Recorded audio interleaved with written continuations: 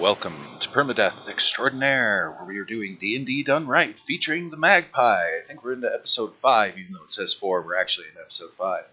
In any event, without any further ado, let's go ahead and introduce the Magpie, and get going from there. Say hello to everybody, Magpie. Hello again. Welcome back. Indeed. When last we left off, the Magpie had found a job. Wow. And I just watched the stupidest advertisement on Twitch. I'm sorry, I'm just stunned with the stupidity of it. Anyway, yeah, that was some pretty dumb propaganda there. So, they were indicating that cigarettes are a gateway drug to bigger, better things. Which, okay. But when are we going to worry about booze, motherfuckers? When are we going to worry about the booze? Oh, I forgot. Everybody's a drunk, so they don't talk about booze. Anyway, as I drink my beer, moving right along. So, sorry, that just derailed my entire brain. That's what happens when my brain comes up against propaganda. It just derails. Train wreck. Free-thinking propaganda crash. And that's the intro to the show. Now, where were we? Oh yeah, Magpie had found a job, finally, on the boat, since he is working for passage, or at least that's what the original deal was. I imagine that right about now he's a little angry that he can't spend time in the cabin scribing and learning spells, because I bet he has a couple of scrolls he'd like to put down. But what can you do? Now, in addition to finding a job, he managed to have his companion, Dorian Heavyfoot, set fire to the boat in order to make a distraction so they could steal the captain's logs. Having done so, we closed up last episode. So, here we are. Shall we just say it's morning? It's your choice. It's morning, day 17. I had a good sleep, thank you. Yes, you did your business. Yeah. And decided to lay low because, you know, after the excitement of the day, maybe just lay low. Yeah. Mm-hmm. Between the storm, which the boat weathers it well. Gavin's crew, very experienced. Dorian fills you in on that as you guys are sitting in the bunk room. Which, conveniently, that's where you guys always are anyway. You're either in the bunk room or breaking into the hold. That's not locked down. Oops. Let's remedy that. And there we go. Bam. So you two are talking. Kind of off by yourself there a little bit. Most of the sailors, because of the storm, when they come down, are crashed. They hit their bunk. They pass out. So, thus giving you and Dorian time to talk. Did it work? Dorian asks. Pulls out his flint and steel, or do I need to make another distraction? No, we're good. We're good, Dorian. Okay. I've hidden the booty for now. Well, I'll find out if it worked later. You gotta give me some time with it, so we'll see. Well, just don't get caught. If you do, I have nothing to do with it. I ain't gonna end up marooned. Yeah. But who's gonna pay you? That's a good point. I still don't want to know about it. Alright, don't know about it then. Leave me to it. I'll get back to you on it. That'll work. Cigar? What time? No, not yet. It's too early. What time is it?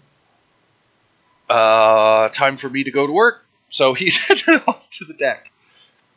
Oh, okay. The storm persists. So this day will be spent storming. I'm going to go over here and make a couple little checks here. I did weather it for 4 hours, though.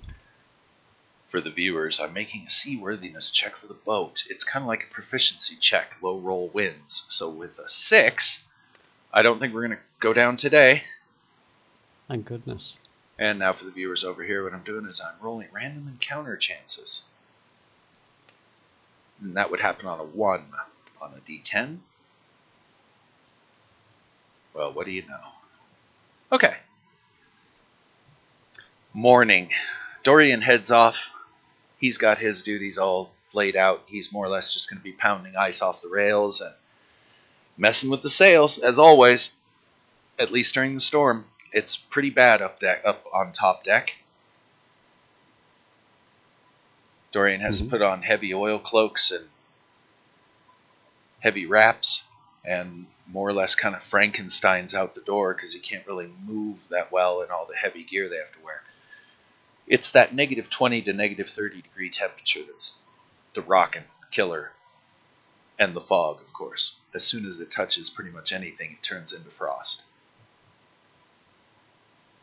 For those of you not familiar with cold fog, it's a phenomenon that you see up in Alaska, Siberia, a few other places.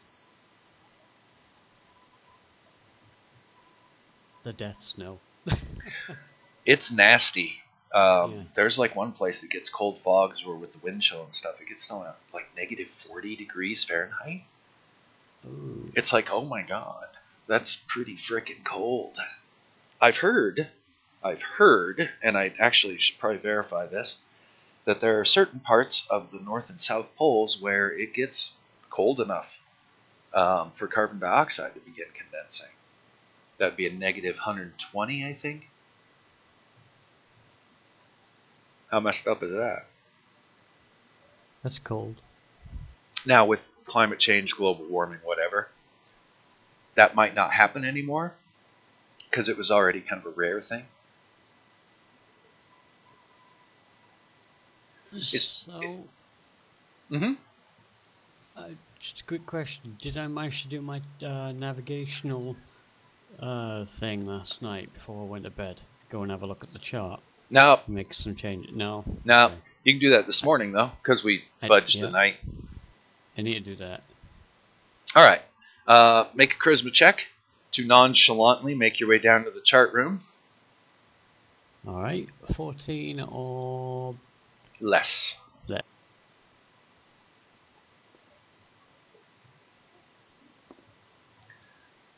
Today's not my day.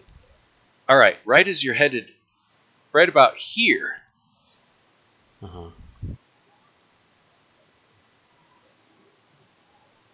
Let me get refreshed on names here real quick.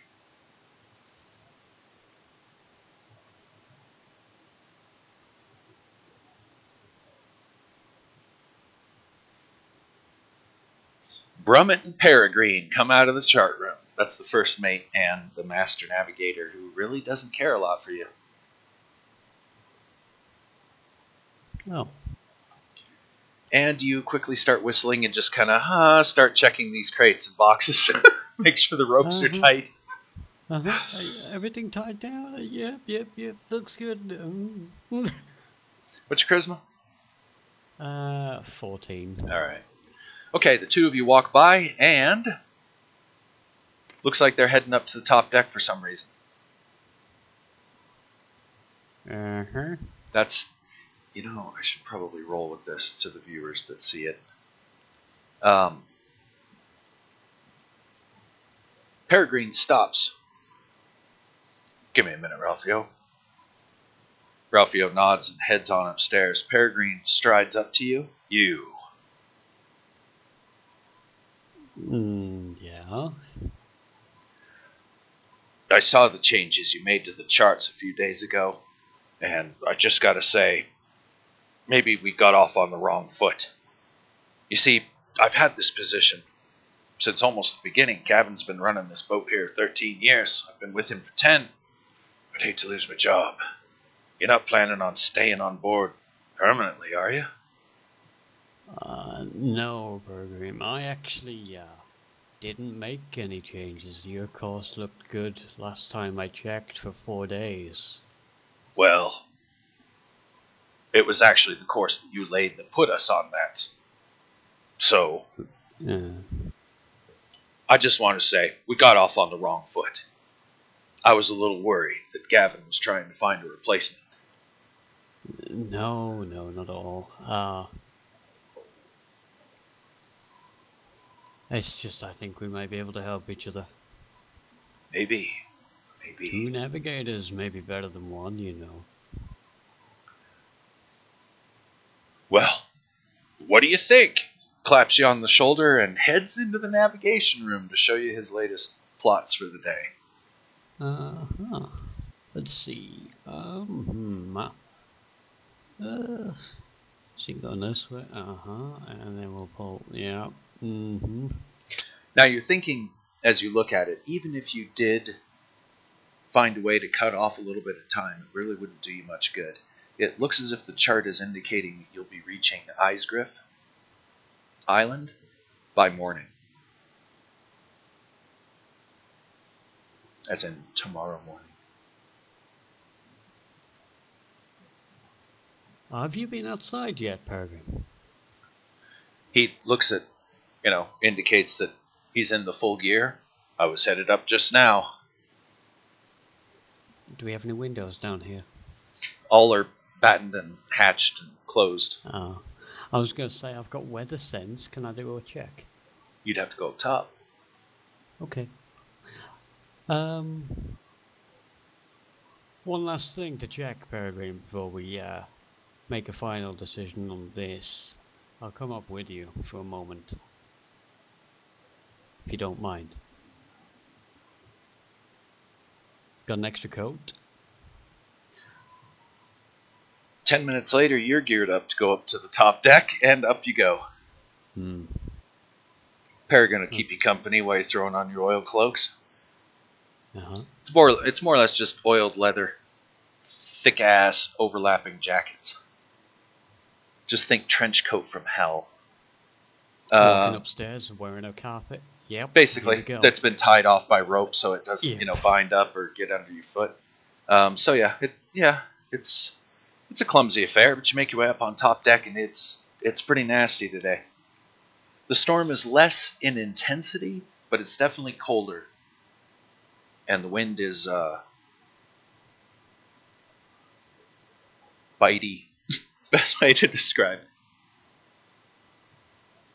Okay. Because of the fog and whatnot, it's basically like somebody pelting your face with needles anytime you look into it. Weather sense, huh? Yeah. I'll give you a public roll. That's one of those, it can be hidden, because in theory, if you fail it, I could make up any bullshit I want to. There's a hurricane coming when it's actually going to be clear tomorrow. Right. But go ahead and throw it, because you haven't been throwing no dice yet.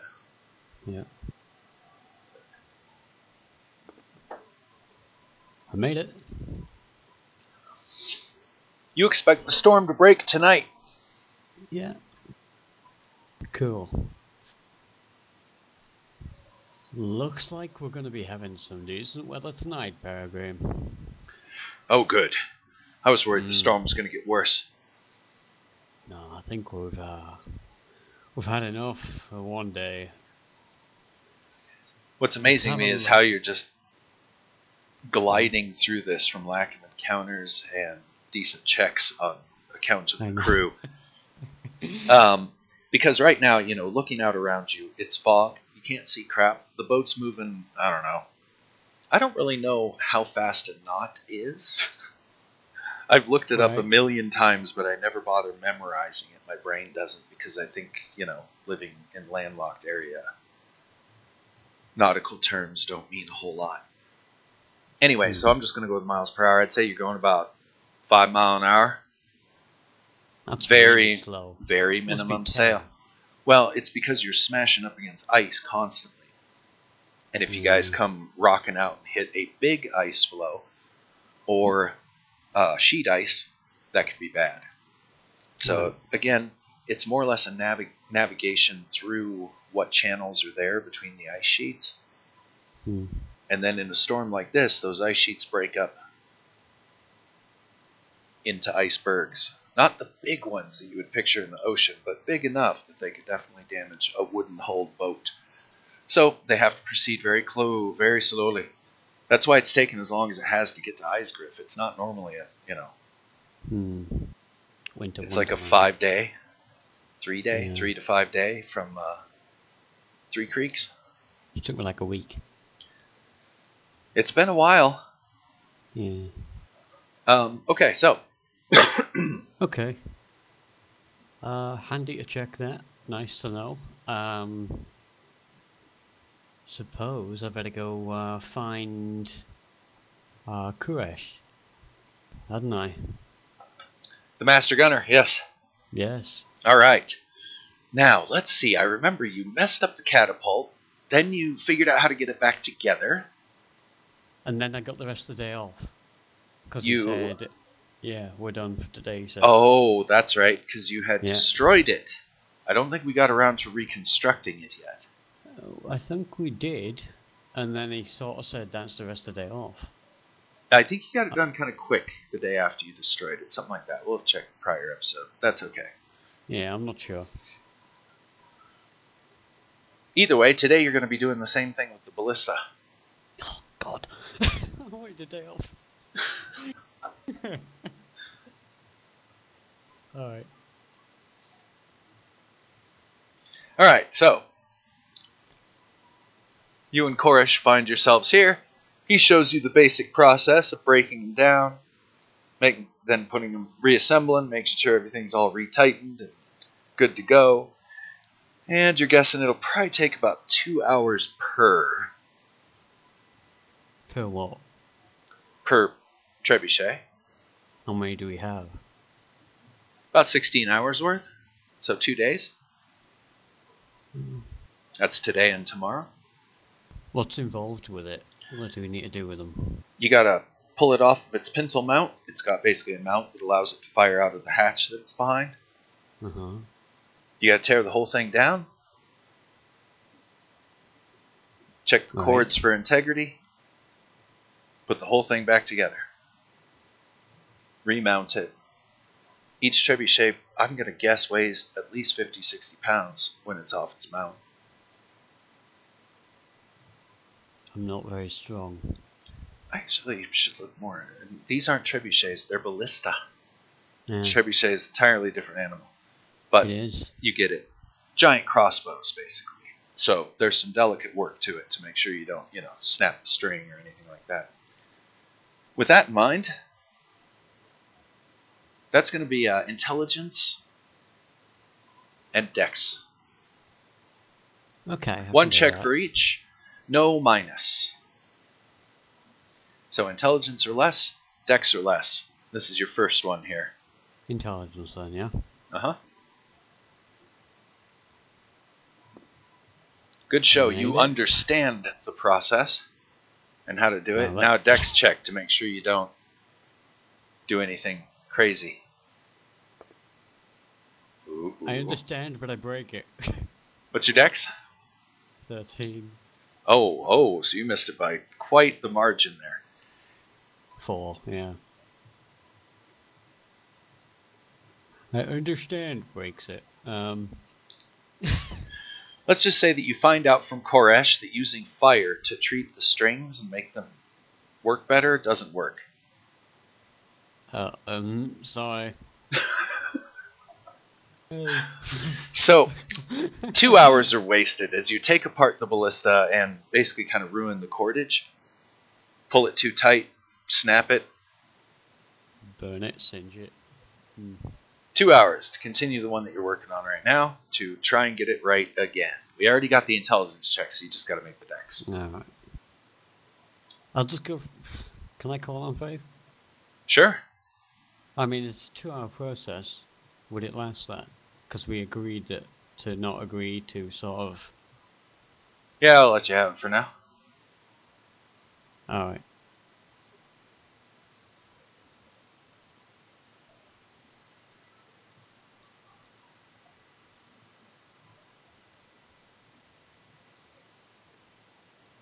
So go for it. +3. In your favor.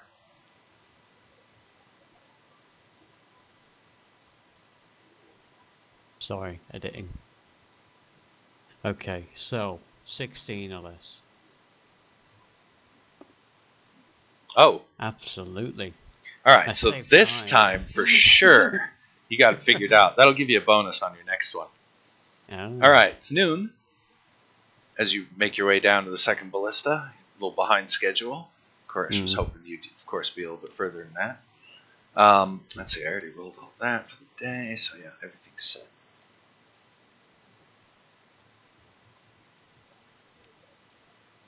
In intelligence and dex, +2 on both in your favor. Okay. As you move on to the next ballista.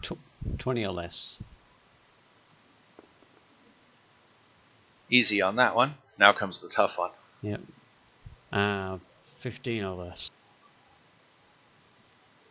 You got this. All right. That one, Absolutely. not a problem. Noon rolls around. No encounters today. Nor has the weather gotten any worse. It's basically about the same. All right, so making your way across the rocking deck. Woohoo! Over to here. Uh-huh.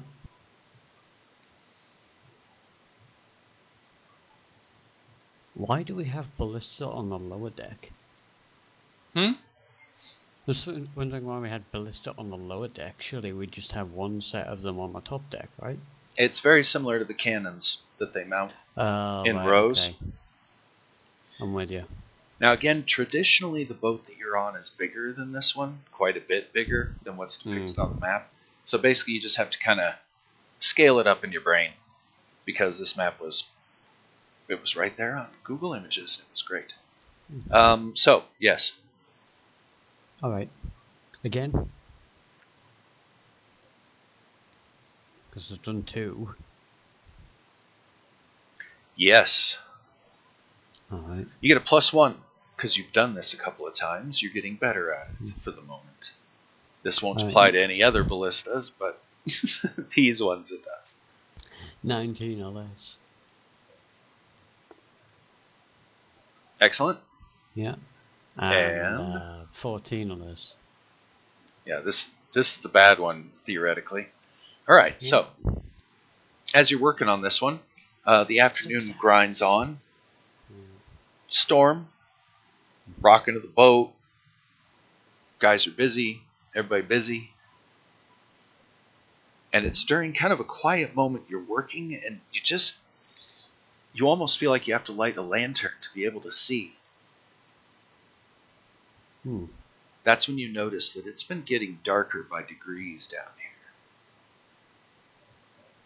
That was mentioned in the last session, it's getting darker. Like just in general, the world. And down here below decks, looking around, you notice that the lanterns that are down here for light have dimmed to a very dull reddish glow. What about my lantern? Because you said it was a very powerful, white, bright light. I don't think you have that on you.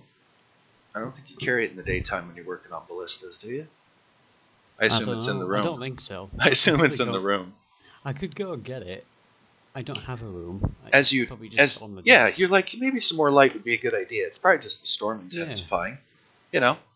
Or maybe somebody forgot to refill the lanterns. But as you stand up, you notice a figure standing over here. Oh. Long black hair, flowing white gown. Mist and fog seems to roll off of her and cross the floor. She holds a bundle at her chest. A package? A baby? Either way, she looks up at you.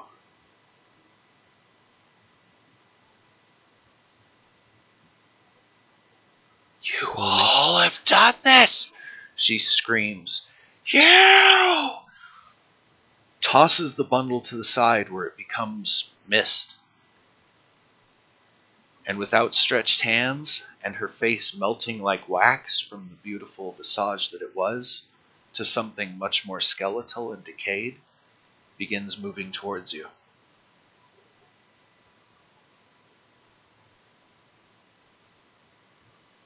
Can I cast a spell? You can make declarations and we can do that whole initiative thing. Okay, well, I'll make a declaration and cast a spell. We'll do the initiative. Initiative rolls, yeah. If we're gonna be fighting, we'll fight.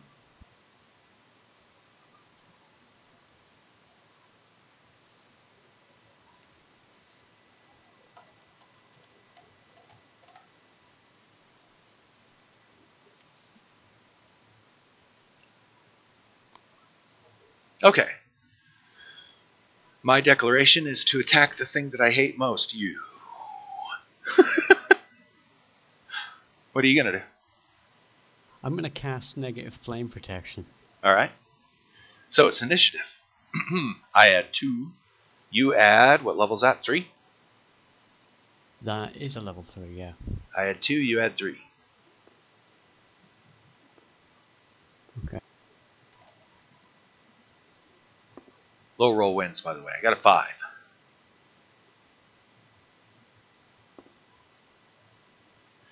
All right.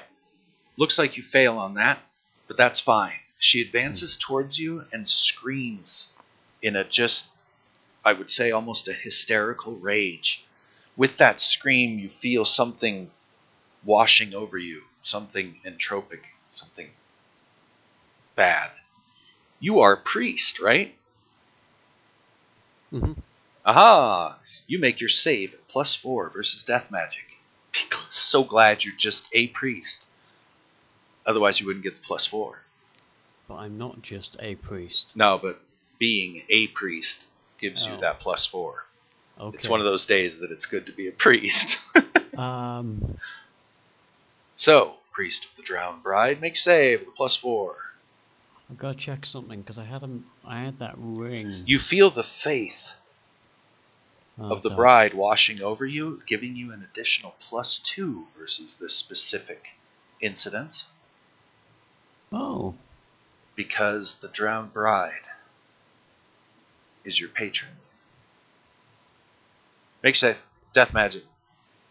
You get a +6 in your favor, meaning subtract 6 from the save, or just to add 6 to the dice. I don't have death written on here. It's paralyzed poison death magic. It's the first one. Yeah. Yeah, 7. +4, did you say? +6. Yeah. 4 because you're a priest. 6 because the drowned bride. Her blessings are upon me. And go for it. Go. Roll that dice. What am I making? Less than? More than. More than 1, I think. No, just roll the dice and add 6 and get above the number that's there. 6 + 4 is 10. Yeah. You made it. Not by a whole lot, but you made it. Yeah. All right. Okay. The wave of entropy washes over you with no ill effect.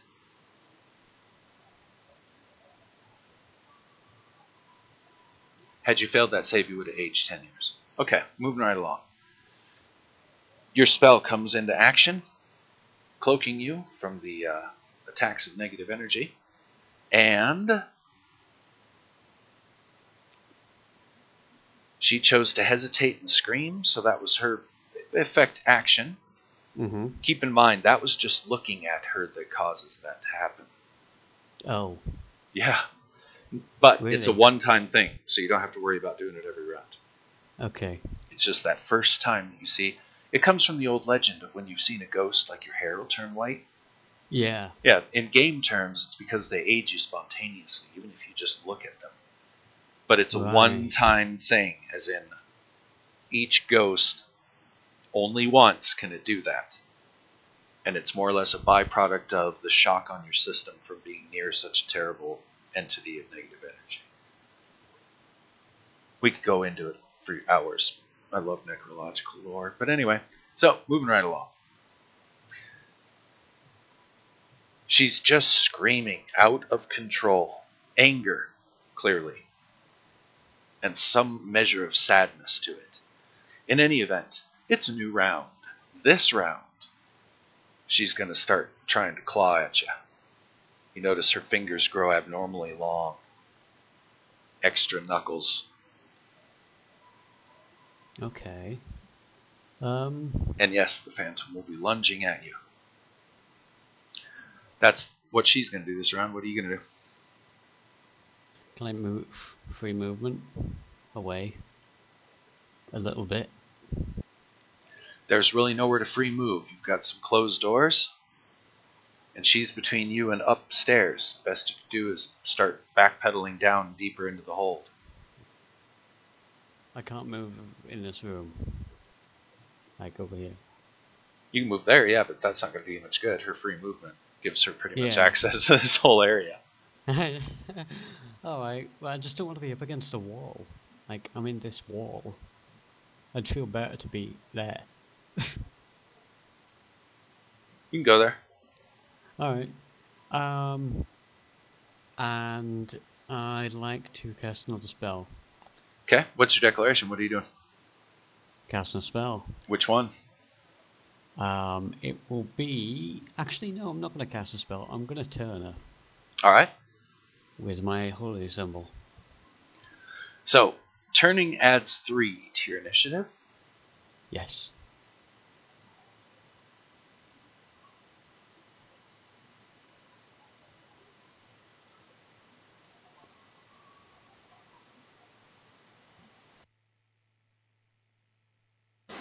All right. Whoops.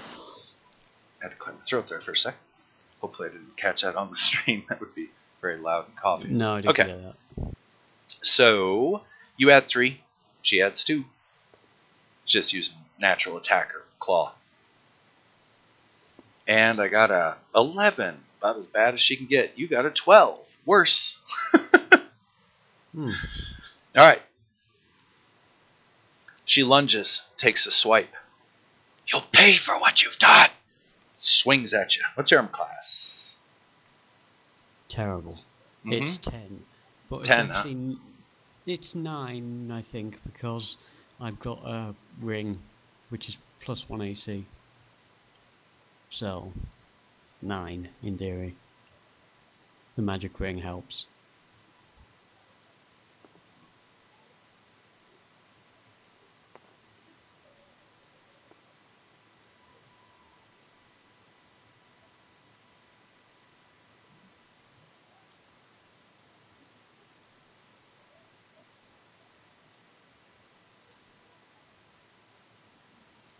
That is the thing's Thaco.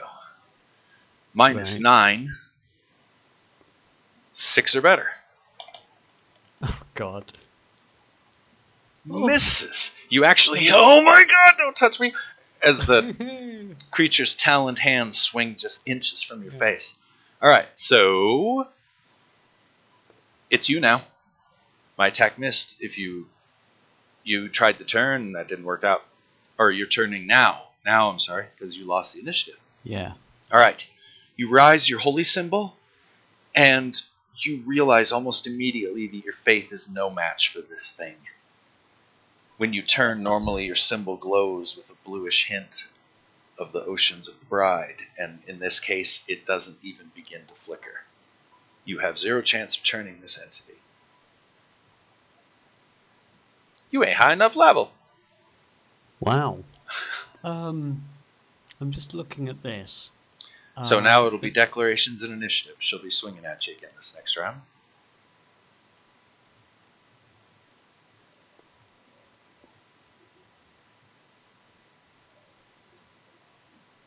Okay. 1 sec. I'm just looking at the negative plane protection. Yes. If she makes an attack against you, it'll negate it, and it actually causes, if I remember correctly, it's 1d8 damage to the attacking creature. It says an attacking undead creature suffers 2d6 points Oh, of okay. damage. So it's more than I thought. But yes, it 2d6, negates the yeah. attack, and that's basically, it's a big energy discharge. Mm-hmm. And it's only good versus 1 hit, so be wary. But it's better than getting leveled right or whatever. Mm-hmm. So,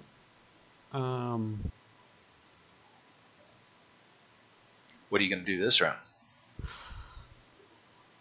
Think it over. I got AFK for just a minute anyway. By the way, we have absolutely no viewers. Welcome, no viewers. Welcome, everybody who's not here yet. Telling you, I'm going to pay the Koreans like everybody else does. Yeah. Get some viewers, quote unquote. Uh-huh. I would never do it. Anyway, I'll be right back. Go ahead and think out what you're going to do here over the next round or two. And yes. Oh, by the way, there is a chance every round that a random sailor may come down here to get something or other.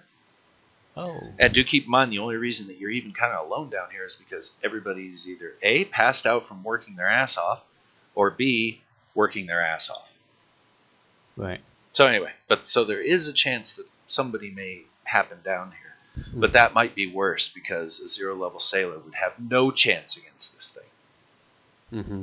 And then you could just watch Megadeth unfold. Anyway, I'll be right back.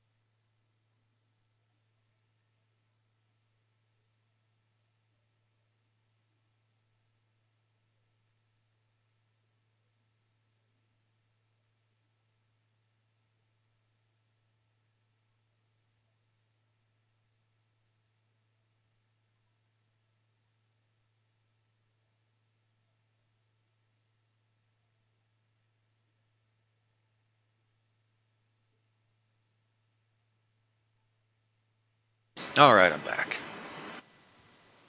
Welcome back. So, it's your declarations for this next round. Just looking over my spells, I'm sitting here thinking you've really put a bad time for me to fight. Because I'm quite unprepared in the way of spells.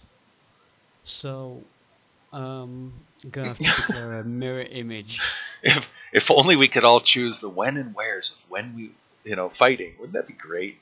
That would be great, because I don't have any magic missiles or anything like that. Every soldier out there would be like, I don't want to fight in the desert no more.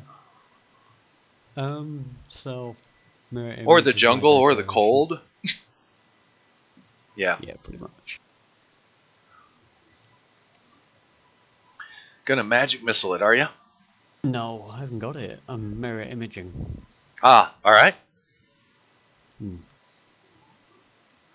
So you add 2, right? Second level spell?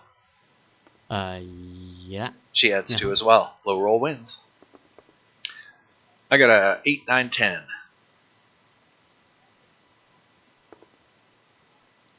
I got 11. You're doing great.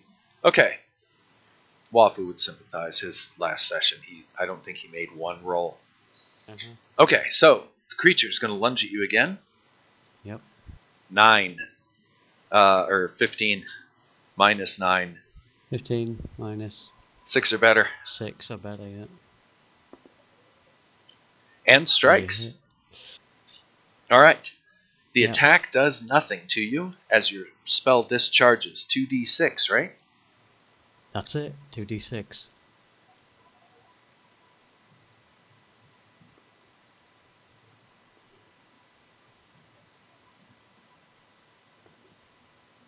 Roll it. You do it, mate. No, it's your dice. Is it? Oh, well. Yeah, it's your damage. 6 points, huh? 6. Mighty 6. Alright. Yeah.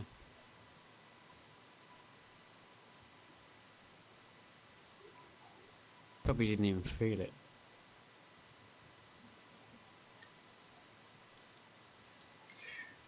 As the spell discharges with a bright flash and a little bit of kind of a thunderclappy effect, she recoils in much the same way that you would expect a demeaning, good-looking, apparently somewhat well-to-do female would do if you slapped her in the face. She has a look of shock for a moment, which then just turns into blind, hate rage as she fades from sight, becoming nothing but a bit of mist roiling on the deck. Oh, now she's pissed. What are you going to do? She hit me. What are you going to do? Apparently she thinks you're responsible for something. What am I going to do? I'm assuming we're still fighting. Maybe. Well, it's a new round. What's your declaration? I'm going to cast a spell. I'm going to cast invisibility to undead.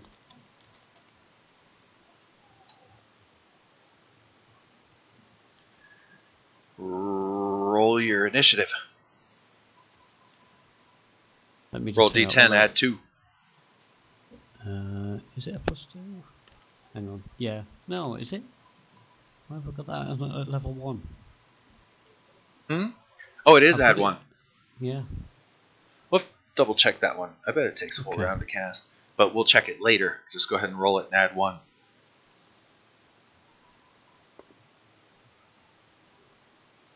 Into 5.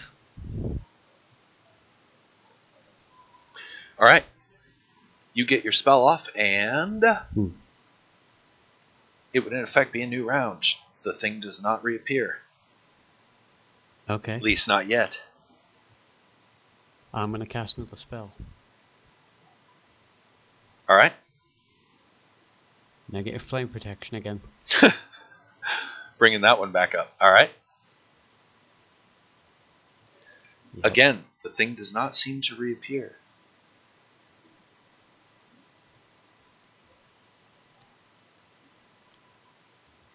looking through the dark hold. Okay. Did you say It seems to be the flames in the torch or in the lamps seem to be growing more orange and vibrant again.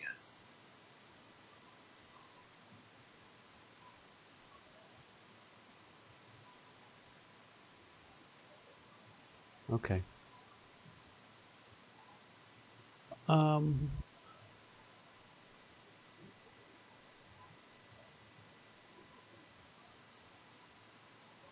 The top hatch opens.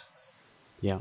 Immediately, wind, etc., starts making its way into the underhold, along with, you know, the various sleet, etc., as a sailor comes down to get some stuff. Oi, mate. Gives you a look, because you're all standing there all ready to go. Looks like a And he's all, aye. You look like you've seen a ghost, he says as he goes up the stairs with some sail and a little bit of rope. I'm just gonna sit on the floor for a minute. All right. Hatch above closes, leaving you in the deck. It seems very normal down here right about now. Okay. Well,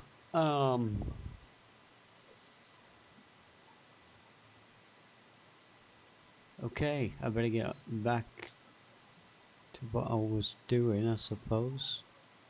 I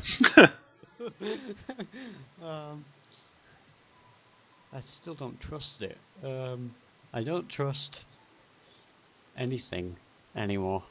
Because all of a sudden it's behind me. It's like, what the fuck? Looking behind you real fast, nothing there. Yeah. Can I set an alarm on the floor? Could always go top deck. There's plenty of witnesses there. That's not the point. I don't want them to die. I kind of just want to get my job done so I can go and do what I want to do. I don't want the entire crew murdered. Right?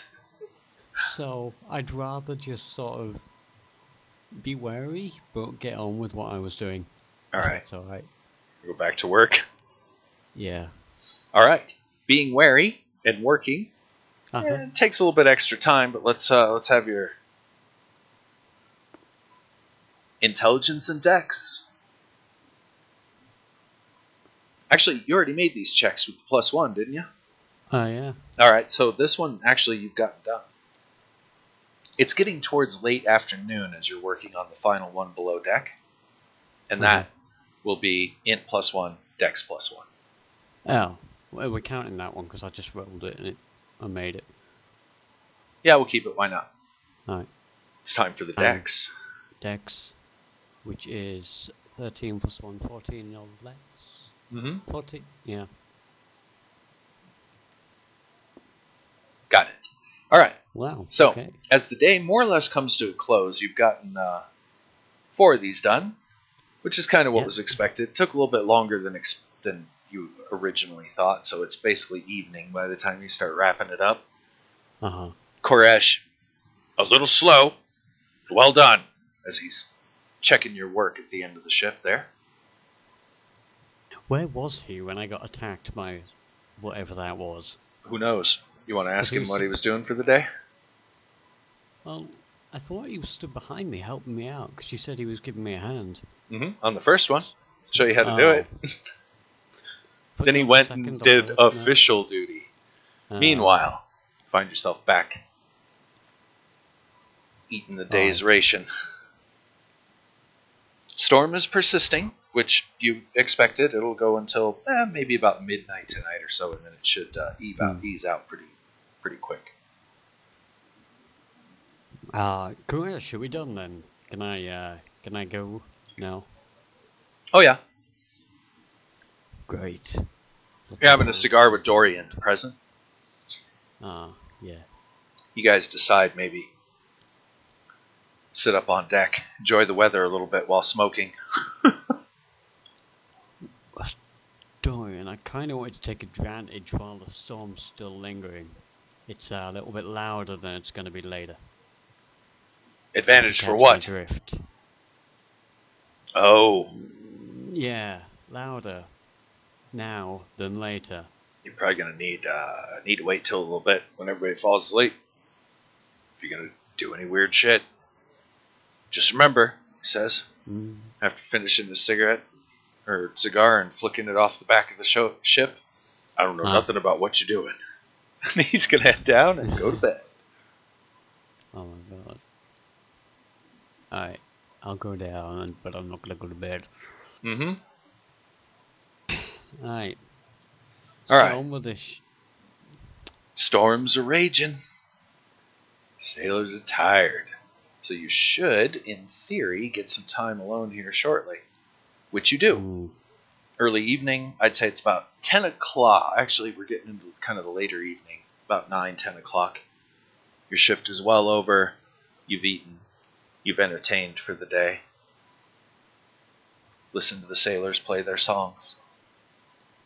And now, it seems as if everybody's asleep for the moment. Good. You sit up in your bunk and prepare for your night's activities. Can I do my heebie-jeebies while I'm preparing and everybody's going to sleep still? Ah, okay. Doing your no-see-ums?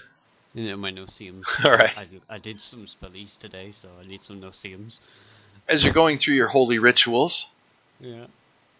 and appeasing the bride, and Uh-huh. reminding her that you're a good agent, and that you need to be Blacking right some shisha, here. This is the best place for you. Not that you don't want to go home, but not right now. Yeah. A couple of sailors do come and go. Yep. So, be glad you didn't try any tomfoolery and decided to do your no-see-ums, otherwise you may have gotten caught in an awkward time. However, the night wears on. By the time you're done with those, it's about an hour later, so we're getting towards midnight-ish. It's about 11 p.m. if you really want to know. Late watch. I gave extra thanks for the bonus I got today. Oh, and I totally forgot. On 1d10, you draw a watch today. You do have a watch in about 2 hours. About an hour. Midnight. You got midnight watch. Shit. It's not long enough. Where's the watch at? Main deck? Lower deck? Middle deck? Unknown. That'll be told to you by the boatswain. Right. Which I'm not sure that's the correct term, but oh well. Close enough.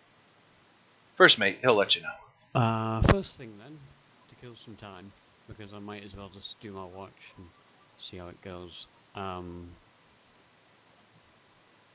Maybe. I want to have a look at the stars for astrology again, if I can. Not during the storm. Can't see no stars. It's foggy. Alright. What's the lanterns looking like? Are they still bright? Mm-hmm. Good. An hour later, you find yourself very much alone on your watch. Fire watch. Down in the hold. In the hold. Oh no, he says. This is all alone and 2 decks away from anybody coming down. Nobody's going to come down here right now. Tonight. There's no reason. Did you say midnight? Mm-hmm. I can't get my rememorizations at midnight, can No, you got a restful 8 hours. Damn it. So you're sitting in the hold, and you're really not comfortable down here. It's already dark, because they only light one lantern for risk of fire, especially recently. You do see the damage where Dorian started his little distraction, and kind of snicker at that.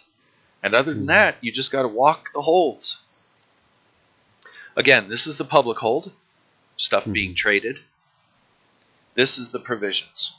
You probably can't see my hand all that well, but provisions are back here. Right. Trade goods are here.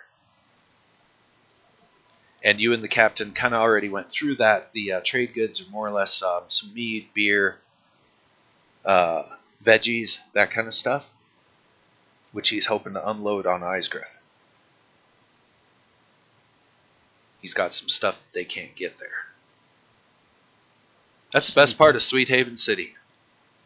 Gavin loves that place. He can pick up a little bit of anything and usually pawn it off the local communities because all they ever eat is fish. So when he brings things like, fruits,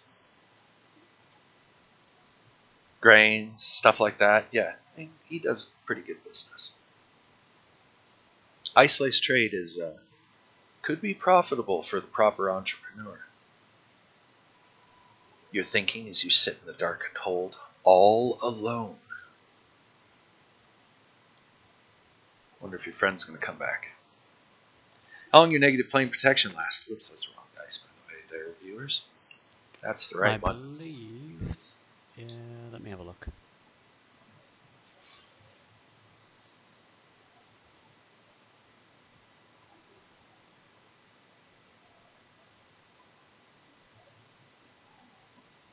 Negative flame protection. It lasts... 1 turn per level? Duration special. Check it. Read spell. That means it probably lasts for a while. Either until you sleep or... Might be perma, as in it lasts until you get attacked. That would be great. How come you never realized that? I know. Opens a channel the positive material plane, possibly offsetting the effect of negative energy attack. Blah blah blah. The protection is proof against only one such attack, immediately whether... The protection lasts for 1 turn per spell level of the priest casting the spell, or until the protected creature is struck by a negative energy attack. Okay, we'll just go with 1 turn per level. So it lasts for you about an hour. You're 6th level, right? Yeah. Okay, that's long gone. As you're sitting down here paranoid on a barrel in the corner with your back against walls so that things don't come up behind you. Wonder how long the invisibility lasts. You can go ahead and look that up. While you do that,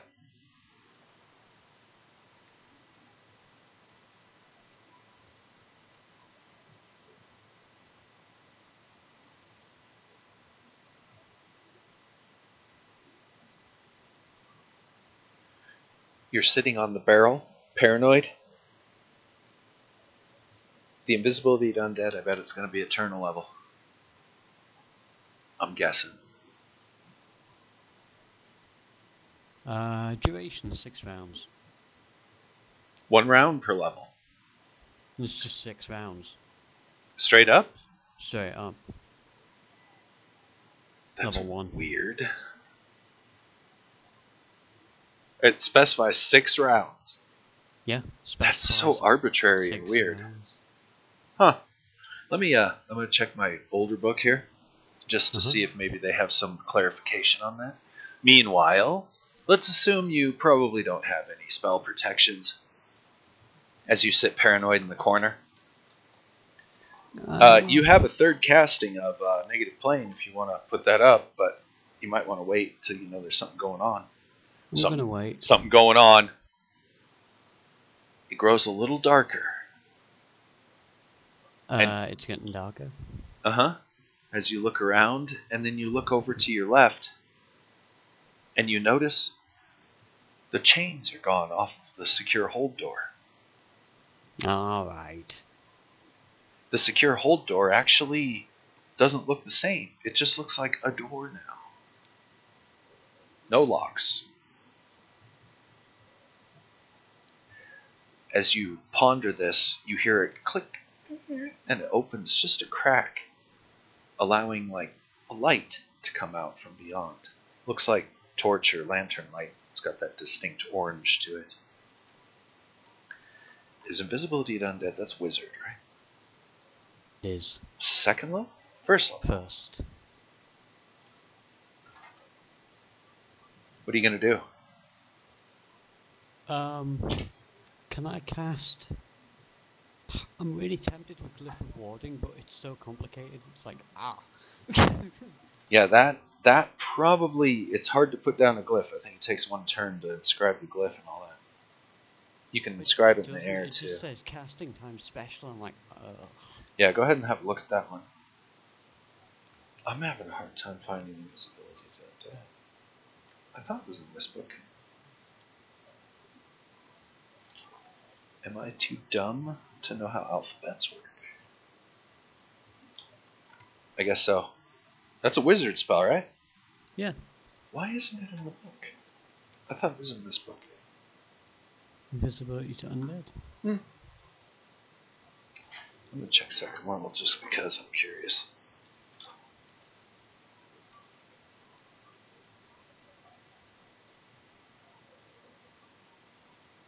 So I could place a 6 foot by 6 foot square, a 4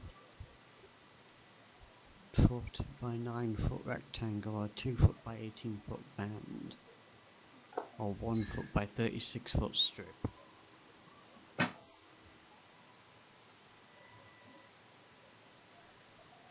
And you have to write the glyph. It's got to be inscribed. And it glows. Until it's finished, yeah. What are you going to do? A 1d4 point of electrical damage per level of the spellcaster. You could designate different kinds of damage, depending on what glyphs you know. In your case, it's lightning damage. Yeah. For you, it's electrical. You could learn others later.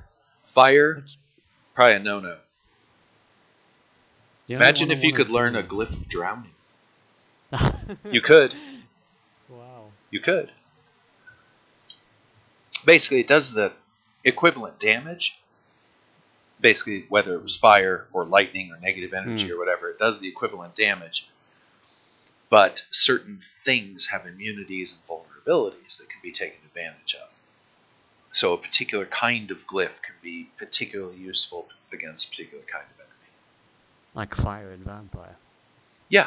Or like, fire versus water elemental. We'll just give it straight up. There it is. That's how it works. Anyway. I wanted to cast one, but I wanted to be very specific over it. You know why fire works against the undead, Alex? Why it generally seems to work pretty good against a lot of different kinds of undead? Think about it for a minute. I bet you figure it out. Because they're cold. No. Why are they cold?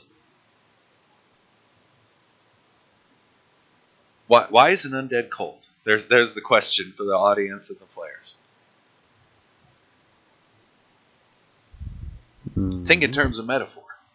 You've heard this term before. And it's just applied into like game and lore speak. The grave is said to be cold. Cold as the grave. That's why undeads are cold. It's the grave manifest through them. At least that's what the philosophers say in the D&D realms. And that's part of it. So why is fire a purger? Because how do we get rid of bodies often when they can't be buried? You burn them. Exactly. That's why fire works against the dead. Think in terms of symbolism. Boat. Yeah, think in terms when it comes to things like this, because you'll probably end up against more of them than most of the other players out there in our campaign. Because you're going to be poking around in old places. You know what I mean? Real soon. As soon as you hit landfall and start hitting the east, you're going to be in... I know. Yeah. The only thing that's out there is old places. Ruins of the former king, the lion. Ruins of the elves and the dwarves and the gnomes. And God knows what came before them. The beast kings you've heard of. There was a time when Skyfell was under the rule of like orc and goblin. It was called the time of the beast kings.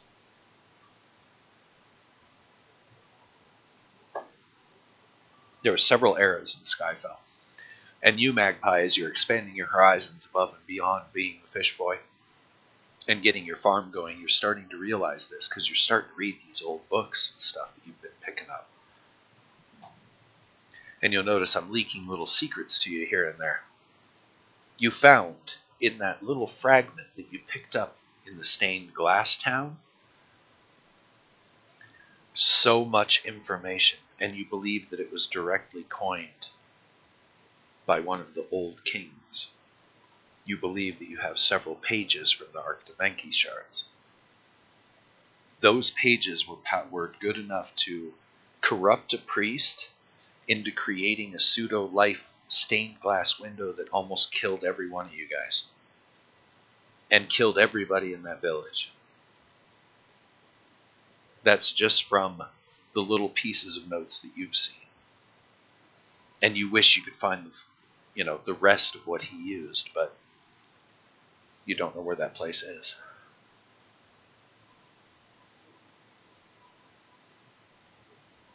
You believe that Archdemenki may be the same as Wafu. You think Archdemenki might have been one of those people. Meanwhile, the door opens, allowing more light to spill into the room. And a head pokes through the opening. It's the little girl. "Hi," she says. You notice she has her doll. And you definitely notice that you can see through her as if she's a superimposed image on reality. All right. She gives you a look of just happy to see you, like any child with a friend. Mm-hmm. "Hi, you want to come play?" Oh, I can't play. I have to watch. "Oh. Daddy was always busy too," she says. And she's gonna come and do what children do. She's just gonna kind of sit herself on your lap. No. As you go climbing up the wall. She seems kind of hurt as you recoil from her. "You helped me find my doll. What's wrong?" I ran into a scary lady and she tried to claw my eyes out earlier. "Oh," she says. "The scary lady." And she kind of looks around. Mm-hmm. "I don't like her." Well, maybe we can play next time. Okay. And she kind of la la la la and skips back through the door. And it immediately slams shut. Right. And recoiling from that, when you open your eyes, you notice the chains are back. They were probably never gone. You're probably just high as a kite. And you're sitting on your barrel in the corner, all alone in the underhold of the ship. AFK for a minute. I'll be right back.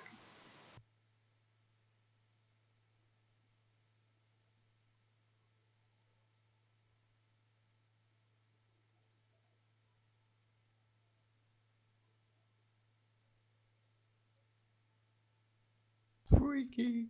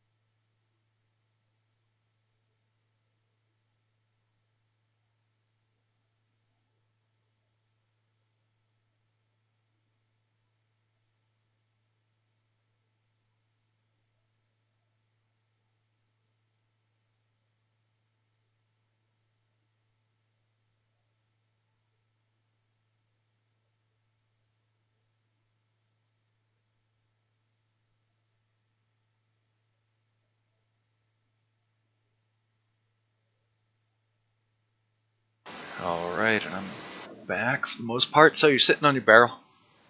Uh-huh. Rest of watch goes by without too much trouble. And you find yourself bunking down. A few short hours, the guys will be going up on deck, and it'll be basically a new day. Anything you'd like to do with the close of the day? How much time do I have before I need to wake up?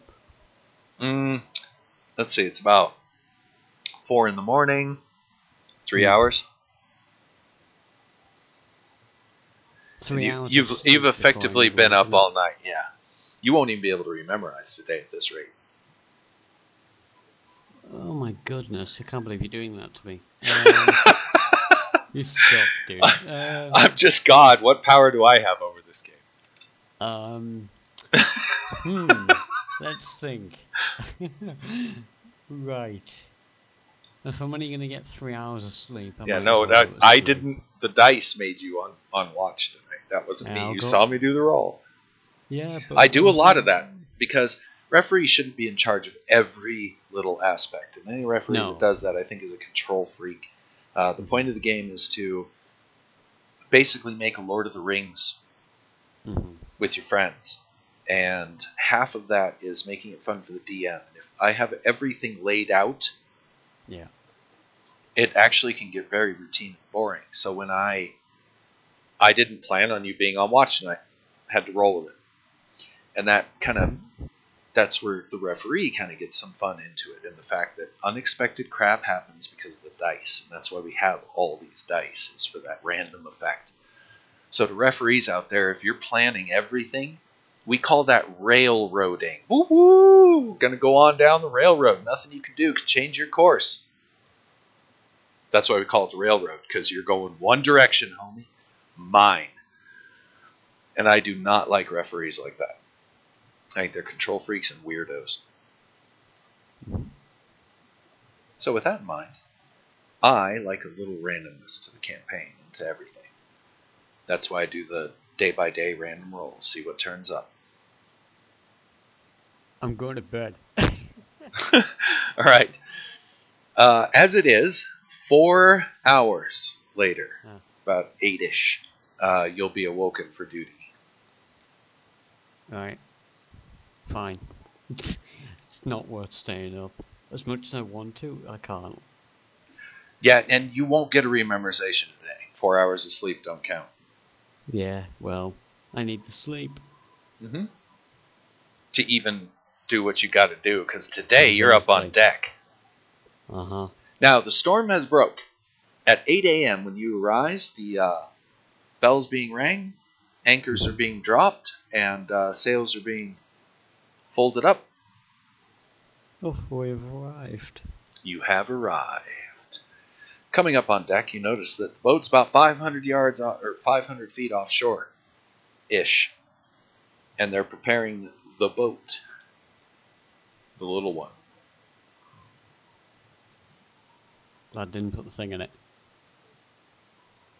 Well, you did, but you got it back and put it down. Yeah. They're secured now in the hold, up in a rafter.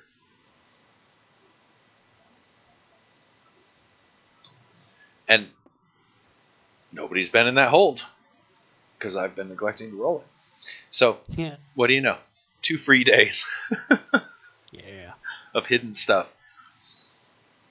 Now, do keep in mind, that hasn't gone without repercussion in the fact that you can definitely tell that there's an ongoing looking around going on. The crew quarters were searched thoroughly a couple of times now. And the holds seem to be the primary focus of the search right now. Yeah. You suspect, though, the secure hold will probably be the last place they check. Yeah. All said and done, who would get in there? The captain and the first mate did not steal their own logs. Of that much they're convinced. So the first mate might be up to something shafty there. And maybe, who knows? Yeah, who knows? If he's trying to overthrow the captain, who knows? The storm has broke, but the cold fogs continue. And the only real reason that you know that you're 500 feet or so, and it's actually closer to like quarter mile, offshore, is because you've been told that. Okay. You ask, anchors down? Aye, we've arrived at Icegriff. Mm. And the sailor points. It's off that way through the fogs. We'll be sending a longboat. Can I have a look around? Where's the captain at? Captain's back, getting the boat ready. Right, fine. I'm going to take advantage of the moment because no one's asked me to do anything, so I'm not going to do anything. Well, you know that Cora should be looking for you because you got to finish these. You got 4 more ballistas you're supposed to be working on today, so you do have your duties. I'll just go and start one then, while everybody's doing that. All right.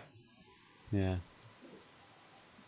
The captain sends several crew members on the longboat, or on the short boat, whatever the hell it's called, off to the shore. Mm-hmm. And activity commences as the boat comes back and other boats begin to arrive and cargo is being offloaded from the cargo hatches here to the pulleys down to the boats, which then take them off to the shore. Making a subtle inquiry why you're not like at the dock.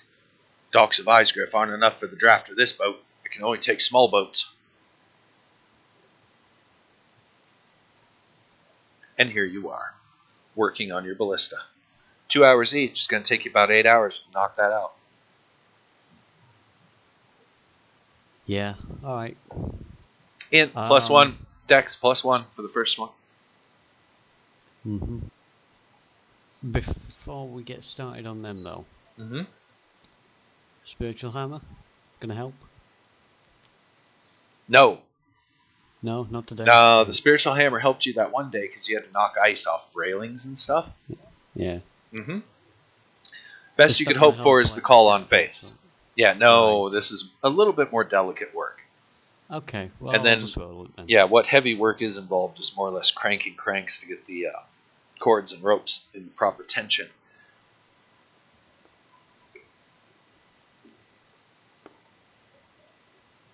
Nailed it. Nice. And your dex. Remember, you do get a +1 on all these because this kind of become a little bit of a routine. Yep. Oof, that was almost bad. But looks like you got it. Uh-huh. So yeah, you do notice that the ones down here, they have about a 45-degree arc of fire, if you will. These up here, all the way around. Oh. Not that you could fire them unless you pulled an Admiral Jeffrey and hung off of the deck like he did one night on his way to the island. They had a little fight with some things in the water. Yeah. Okay, so knocking out the first one, not a problem. And you do notice the level of activity, stuff's going off the boat. Captain's just staying up at the wheel, overseeing it all. You notice him from time to time walking the deck. Again, visibility's not much, 20 to 50 feet, depends on the moment. So sometimes when you can't even see the other side of the boat. Okay, so moving on to your second one. It's about. What's the lanterns looking like? Are they alright? You're up top deck. There are no lanterns. I can imagine there'll be 1 or 2, Harold. No, you're up top deck. It's daytime. Windy, foggy, cold. Con check. Okay. Constitution or less. This is as you're moving into hour 3 and 4 of being up on the deck. God, 10 or less. Blistering wind, super cold. Gonna call that faith, or are you just gonna leave it? You didn't get a rememorization, so I think you've only got 1 left. What are you talking about? Go on left. I've got 5 left, I think. Oh, you got it memorized twice? Smart man. Yeah. You got 4 castings left. You've done it twice. That I know of. That I remember. Or I'm hallucinating. I thought I did it once, but whatever. Once or twice, something like that. Let's just say, if you want it, it's there. Otherwise, just roll it. You get the +1 already, because it's kind of a routine to you. I'll use it. Well, this is a con check, so it's not really a routine. Oh, I forgot we're doing the whole, it's freaking cold out check. It's fucking cold. Can I get a You crown could of put a faith on Liedman's tiny hut next time Really? around you, and if you had it memorized, yeah, you could put up a hut while you do your work. You're going to be there for Well, 2 hours. Yeah, I would have loved to have done that, you know. Do you have it memorized? Oh, no. No. No. Okay. I did have, and I took it off, because I thought, oh, well, Yeah, what use is that as a boat? yeah. Yeah, in effect, it would alright. be like putting up a little work tent around you and your ballista. Everyone would be looking at me, giving me funny looks, and be like, Uh-huh. what? Might even get a couple of sailors who were like, could you cast that on me when I'm doing night watch on the castle? I'm like, fuck off. It depends on the pay. You're Magpie. How many shinies are involved? Probably like 5 from each of them. I'd be like, what's the point? Alright. Well, I can't call on faith on this, can I? Because it's environmental. On the con check? Yeah. Yeah, I'd allow you to try it. I'll do it then. We've been kind of allowing, the extended call faith for extended jobs. +3 then. Aye. 13 no less. Oh, it's cold. It's really cold. All right, so your checks are at -2, so that would be in effect -1 on your intelligence and Right. your dex. Mm-hmm. Shivering, and your brain's a little 17 slow or from the less. cold.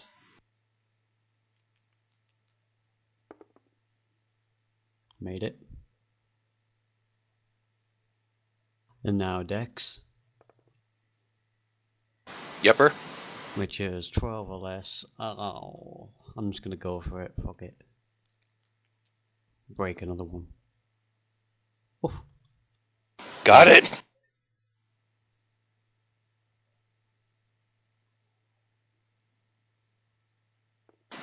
Actually pulled it off, shivering hands and all. Mm-hmm. It's about noonish by the time you finish that one. Yeah. Quick break for lunch and on to the next one. Uh-huh. Okay, here we go.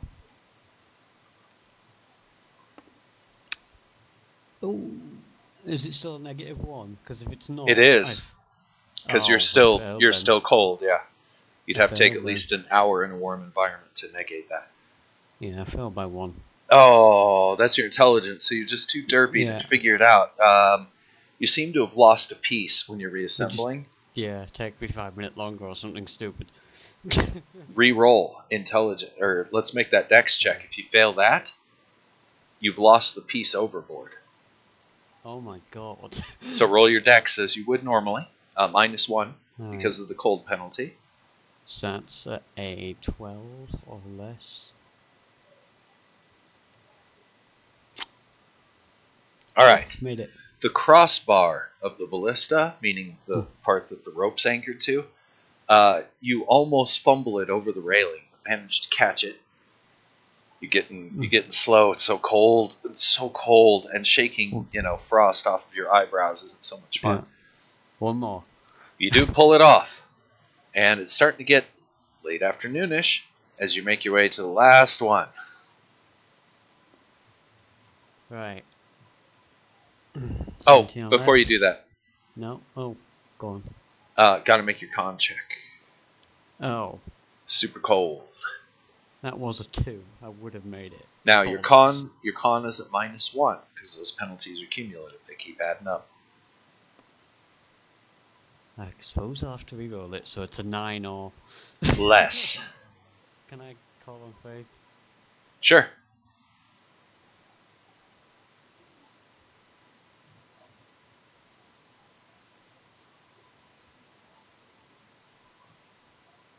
So it's 12 or 12 or less. Aha!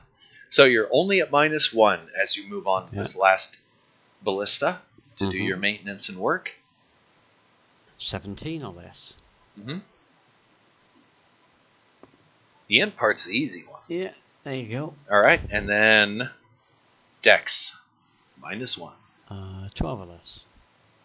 I'll call on faith on it. All If I right. can. Praying you get this right. Please, Bride. Give me the wisdom to assemble this thing so I don't look like a fool in front of Koresh.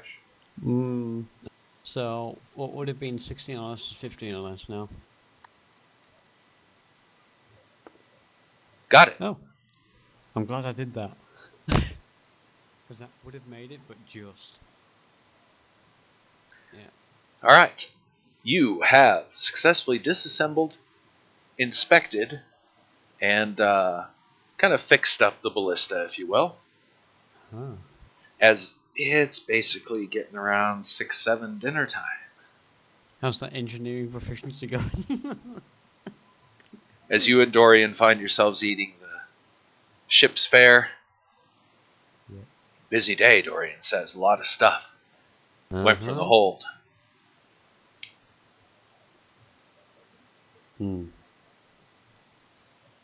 I didn't notice anything coming in, Dorian says. Captain may not have gotten his wish. Remember, he was saying there was a chance we might get some of that rare silk made by the rare spiders, but I didn't see anything coming in. I say we're going to be in port for another day, so maybe tomorrow they'll start bringing something in. Most of the stuff went out. Looked like they were just sending out the usual. All right. What time Grains, is it right now? fruits, some metals. What time is it? Late afternoon. Can I do a weather sense? The door opens. First mate steps in. Can't remember his name. Let me look at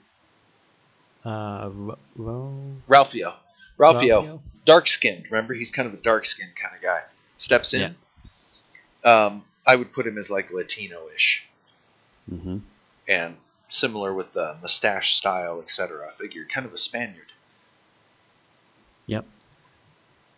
That kind of hints that he's from the east. Loftia.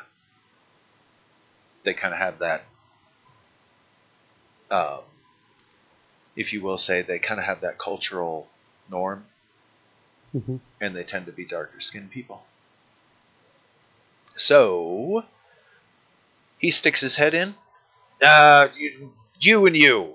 Pointing at you and Dorian. Captain needs you. Let's go. You're led to the underhold. The captain and the first mate produce their keys, thus taking off the chains and the opening the main lock. Captain walks into this room. Yeah. You boys know why you're here. I need you to help move this chest. And he points to the chest of gems that's being delivered here to Icegriff. I need you to carry it up top deck and put it on the boat. You picked the weakest guy on your boat to do this. Well, I'm not talking about Dorian. Exercise is what you need then. Go to it. They're going to watch you. Strength check. You just need to make one. -1 because you're still chilled. Can I call him? Sure. Bride, give me the strength. I've got 10 strength, man. Burning through them, call phase. I've got 2 left.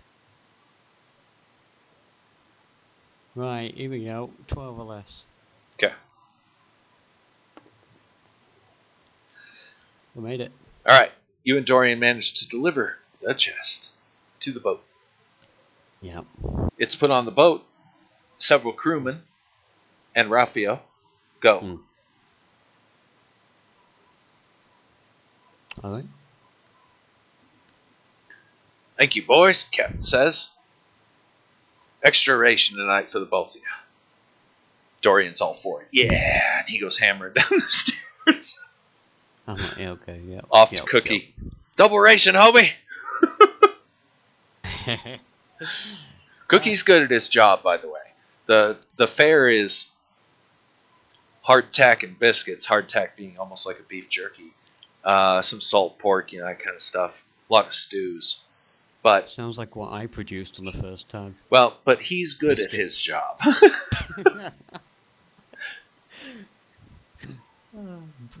Biscuits and raw cabbage. Yum. I assumed it was pieces of deck wood served with cabbage on top. Yeah, and a side of hard biscuit. Driftwood served on a bed of cabbage. I don't think you're going to cook anymore. No, it's called the shipwreck. It's called the shipwreck? The cabbage is a seaweed, get it? Now being served at Gordon Ramsay's shipwreck restaurant. That's it. On the most fabulous deck of the Titanic. Yeah. He delivers from his, submersible bubble. Where'd you get all the wood from? Oh, bottom deck. That's a great idea. An undersea restaurant. Nobody's done that yet. How would you eat? Everybody's in their scuba gear, fucking toasting each other. Oh, it's awful. Okay. Maybe a bad idea. I'm not going to hit the investors with that one. Yeah. Yeah, under the sea. Alright. I guess we can kind of update this real super fast, because I'm here. Weather sense while the captain's next to me, if I can. Want to try and look good. Sure. You've had time up on deck. You've worked on ballista all day. Uh-huh. Make weather sense. I won't assign a minus on this one, even though you are chilled. It's a... I bet it's int -2, isn't it? Wisdom -1. I was so off. Mm-hmm. Completely wrong. Fail. Alright. Big time. Well, by 2. What do you think the weather's going to be like? I think it's gonna rain. And so it was. It's not gonna snow, it's gonna rain. No rain. Heavy snowfall. Really? Oh, shit. Uh-huh. That's going to start. Roll 1d4.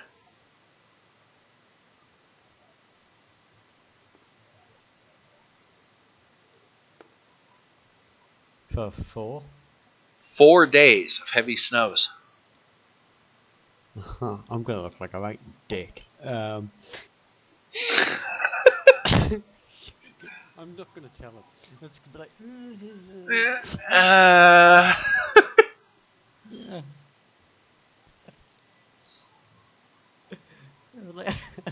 I'll check later.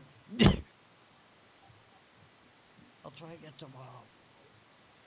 Yeah, no, it turns out you're absolutely right. You have now inflicted 4 days of heavy snow upon the campaign. Oh my god. That's good. So, as the snows begin, you call for, at least a week of clear skies as the snow starts falling.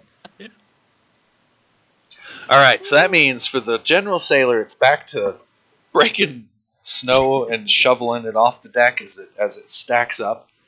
The gems, you notice, go to the shore. Mm-hmm. Another box comes back. Yeah. And other sailors are used to carry it because it was just luck of the draw. You guys happen to be there. Good. And standing there, like, talking. Happened to be there. We were in our quarters. Yeah, I know. Along with every other solar. Yeah. Every other solar. Mm. It's a solar ship. Bunch of solars on board. It's got a laser on it. This is not From the Depths roleplay. Alright, so. Particle cannon. Alright, go on. Next time we play a game, let's make sure to design our boat so that we can realistically reach components. That was one of our rules, remember? Yeah. Anyway, we should play a game. I love that game. I really think it's cool. I'm just too stupid for it. I just feel dumb when I play it. I'm like, I'm so dumb. Can't play video game. It's a game called From the Depths, viewers, and it's great. I think it should have won best game. What did I say? 2015? I don't know, but we're getting off topic. Because it is a great game. Yes, we are. So, here you are.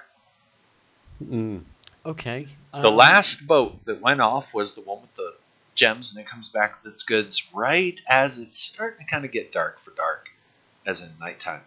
And dark. yes, I bet you're hoping you could get a night of sleep so you can memorize some damn spells. Well, yeah, and I want to do my heebie-jeebies and I want to do some reading, but I don't Yeah. know whether I can do all that. Your heebie-jeebies can be done after dinner. You got an hour, easy. All right. And it's when you get higher level that's going to start becoming a bit of a problem, as in you'll probably have to start any time the thief is searching for traps. You're like, 10 minutes? I'm going to heebie-jeebie.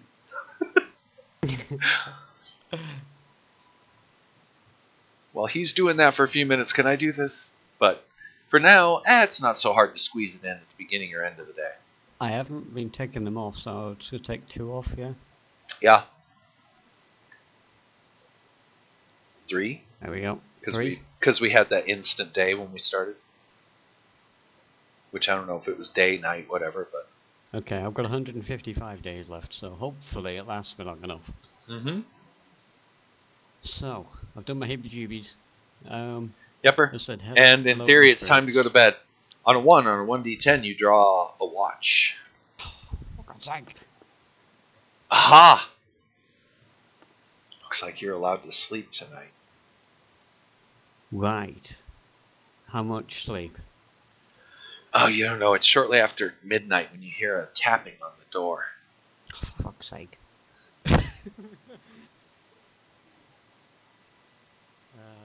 I'm just gonna stay there where I am. I'm just like, nah. Turn over in your bed. Not tonight. Dorian, check the door. Fuck off. Not tonight. You hear the door open and you hear footsteps. And they end right next to your bunk. You gonna look?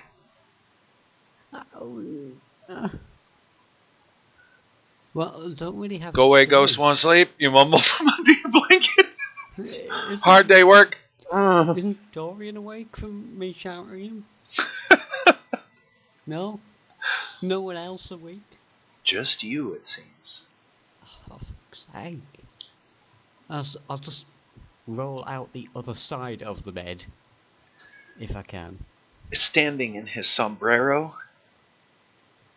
and poncho, the Corinthian smiles at you. Hard day work? His pupilless eyes gleaming with what appears to be amusement. You caught me in my nightcap. What you doing here? Nightcap, he says. That's a good idea. He sits on your bunk with you. Pulls from his poncho bottle. Huh? Offers you. To the worker goes the first spoils, Corinthian says, smiling. Don't need you telling anybody about that. Drink up, friend. Drink up. I've got to sleep tonight. I've been seeing all sorts of crap. Dreams, he says, looking at you, are a wonderful thing. And he pushes the bottle back to you. Or are they? He says. Notice. Sailors! He screams. Wake up! They all slumber. Dorian mumbles. Shut up. Turns over in his bunk. Dreams, he says, are my forte, my friend. Hopefully that's one thing you've learned from me. You're dreaming, my friend. We could talk all night, and into the day, and into the night thereafter, if you so desire. Are you enjoying your journey? He takes the bottle from you and takes a swig of it. It's a burny stuff, dark green, almost like a syrup, but it's good. It's kind of minty and piney, and it's pretty good stuff, actually. You're gonna... This is good stuff. I want to make some. He chills onto the bunk. I'm just lost for words. I'm like, Actually, this isn't bad accommodation. The captain takes care of his men.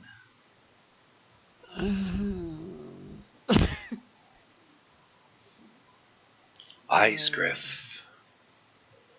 Opportunity awaits you here, friend. Well, It's sad that the boat heads out in the morning. The next time, perhaps you'll want to try and be on the boat that goes ashore. Although I'm certain the master gunner appreciates your diligence.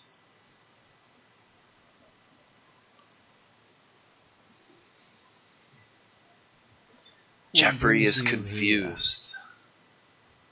Okay.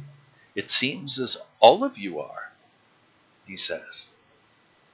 Dirt and Quinn lost in the northern wastes, carrying something far beyond their metal. But they're stuck with it now, aren't they? Be glad you were carried far away, friend. Be glad you're not part of that.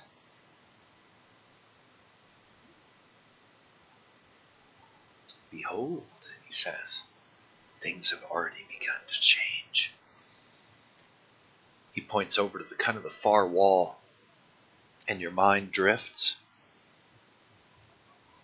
as you see a keep upon an escarpment.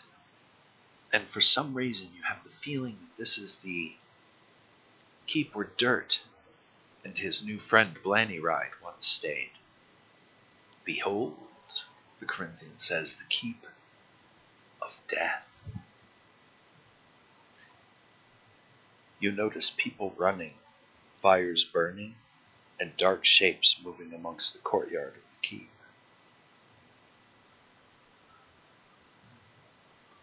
You witnessed it the other day, the Corinthian says. Did you see it, horizon to horizon? A wash of energy overcoming all? Things have changed, friend.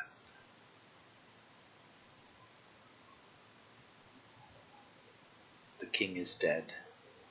The guilds will try to rule. The nobles will vie for the crown. They will use poison. They will use magic. They will use the blessings of the gods, both good and ill. Jeffrey is lost to us. As lost as Quinn and Dirt and the others. As lost as you. Do you know where you are, Magpie? Do you know where you're going? Dreams, he says. Odd, aren't they? Drink up, friend.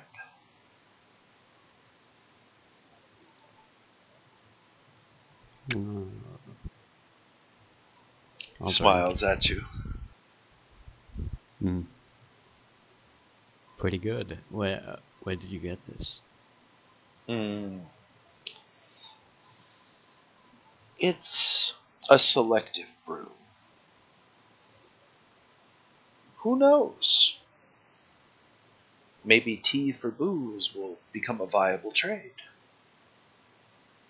Maybe I will introduce you to the place where I come from, where I learned these mysterious talents that bewilder you and your friends so.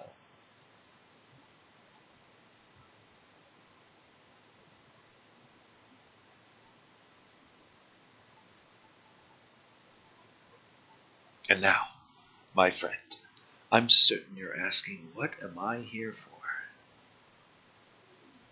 I've been wondering that since you arrived. I wanted to have a drink. Is that all? And interesting people are so hard to find these days. How many ghosts have you run into? Ghosts is a relative term, my friend. We all have ghosts. Some of us deserve them. Some of us have earned them. You really do speak in riddles.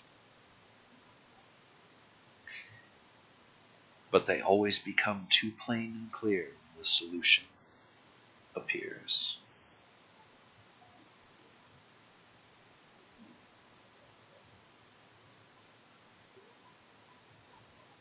Look at this, he says, motioning towards the far side of the room. Again, your mind becomes a little swimmy, and you see yourself in what appears to be like a seedy bar or inn or tavern, speaking with a man in a dark cloak. That one, the Corinthian says, echoes of that faraway place. The window. Another window. He will come to you soon.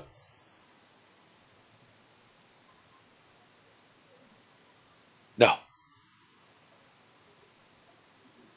That one will come soon, and you shall see. You'll see. And now, he stands up, taking the bottle back. I have much to do. And you need your sleep, my friend. You said we have all night. Oh, in indeed. Theory, I'm not losing sleep if we're dreaming, am I? Or are you? He says. Behold, you now stand on the deck of the ship. Oh. It's warm, it's summer. No fogs. The sky is clear, stars gleaming overhead, and on the horizon, a bright light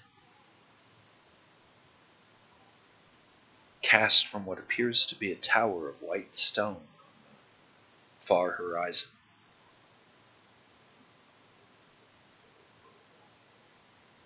That, the Corinthian says, is her spire, and your dreams will soon become your reality. And now I must go. Hey, hey, hey, hey, hey, hey. You wake up to Dorian shaking your shoulder. Hey, hey. Hey! Morning cigar. Opens his box. Fuck off. It seems to be morning time. You are fully refreshed, and if you wish to spend the next, I don't know, what is it, hour rememorizing any kind of spells or whatnot, remember it's 10 minutes per spell level. So a third level spell would take 30 minutes. Oh dear. A 6th level spell would be 1 hour. But you get all your castings, you understand? So if you rememorize... I'm with you. You got it, okay. I'm going to AFK real super fast. I'll be right back. Alright, quick question before you go. Yeah. In my wizard spells, I've got travel book and spell book. Are we assuming travel book's the one I have with me to rememorize from, or am I just going off spell book? You definitely don't want to have your main spell book with you anytime.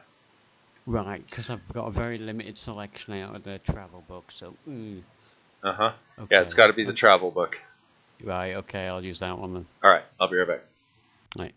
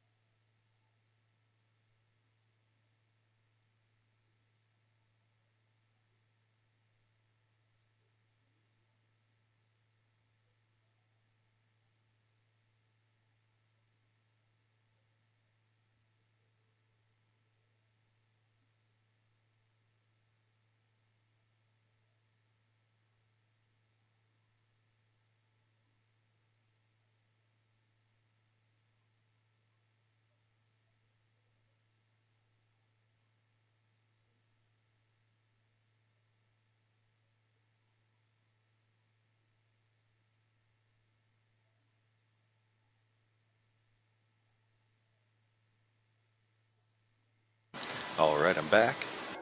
Okay. Looks like we picked up a bunch of viewers suddenly. There's like 5 people hanging out. Welcome to the Oh, show. hello. Say hello if you have an opportunity or if you feel like it.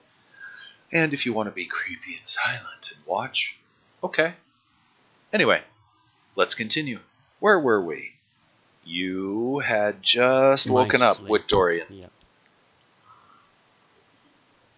Okay. And Dorian woke me up, and I'm like, Mm-hmm. fuck off. We memorized. Bam. Bam. Ready to go. All right. Rememorized, huh? Charisma Uh-huh. check first. For what? To delay right. your duties on deck. Your boss is Oh. ready and waiting to go. Koresh, For- Master for Gunner. 10 less. Stuff could be done today. You got to stall him for about an hour and be like, yo, homie, I need about an hour. I got it. Okay. By 2. He'll give you that. You did a good job on the ballistas last couple of days, so yeah. Mm-hmm. We're now on day 19, by the way. So, there you are. Like, Weather today is snowy. oh. Yeah, love it's it. day 1 of the snow. So, like I said, you called for clear skies, I smooth called for sailing. rain. I called rain, and it started That's true. snowing Yes. heavy. About 4 days, from what I Mhm. understand. Yeah, so when everybody else catches up with this day, it's suddenly going to start snowing everywhere. for Uh-huh. 4 days. Again. Yeah. Well, at least you can't blame Dirt this time. All right, No, so you can blame me. that's true. Moving right along, you report for duty. Uh-huh. Let's see, what are we going to have you to do today? Ah, Can I have a day off? checking the mixture on the fire pots. That's down here. Warm. No, you're checking pots to make sure that they haven't unmixed. Oh. And, again, it'll be demonstrated to you. More or less, you just got to stir up the pitch that they use for the flame pots and the catapults. And as you're working with that stuff, you can't help but have flashbacks to the tar lake. The tar, the smell of it. You're like, oh no, flashbacks, the tar, so much tar. In my shoes, in my pockets, in my No underwear. shirt covered in tar. And the I had tar no and the shirt. fire. I came out naked Because of the tar, in fire. the flaming corridor. You're not enjoying this job. Make an intelligence No. check. You're not chilled. You're not off. There's nothing to hold you back. So just intelligence or less. Made it. By the way, Nailed viewers, it. we're playing 2nd edition. Just so you know. Heavily modified. A lot of house rules going on. Okay, so all done. No problem. Nailed it, yep, with a 2. As you think back and you're like, need to go back and get some of that tar. More herbals. Explore that place. Get to know it better. See a dinosaur. Yeah, it'd be cool. See if they're useful for potion components. I certainly could see a potion of strength benefiting from some form of dinosaur ingredient. Anyway. I'm a necromancer of dinosaurs. I mean, what the fuck? Why not? There you go. Dinosaur necromancer. Indeed. Alright, That'd so. be cool. Dinosaur necromancer. Yeah.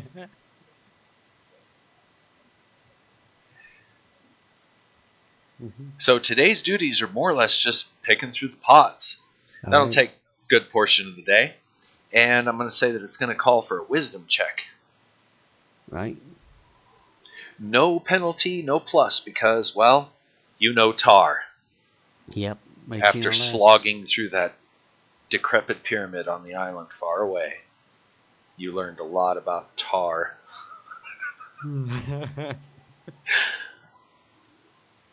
Never again. Yep. Wisdom or less. D20. Ta-da! Nailed it. Alright. Yeah. No problem. Day passes without incident. The boat, by the way, is under sail again. Headed out of Icegriff, and according to the captain, You guys are going to be heading south. Okay. Again, it seems as if he's altered the course a little bit and plans to go straight south. Alright. I'm never gonna have this boat. Fuck. Now what? Well, you had 2 days to try to get off the boat, and all the viewers are gone. Everyone's like, no, he made his checks. I'm out. I'm out. Yeah. It's not combat. It's boring. All right. Yeah. Fighty fight. Fight, fight. Yeah. Don't worry. It's coming. Alright. Right now. Hard fight. What? You see the crow's nest, the guy on the central mast, up here at the top, calls out, What's he calling out? "Ship to the starboard!" And everybody begins having a look. Ooh. Is it a cruise ship? I ask with hope. You're down below, so you barely hear that. And you're going to make your way up? This is towards the afternoon? Yeah, I'll poke my head up for a moment. And But I'm not going to go on the deck, I just want to go on the stairs and have a look. If I can.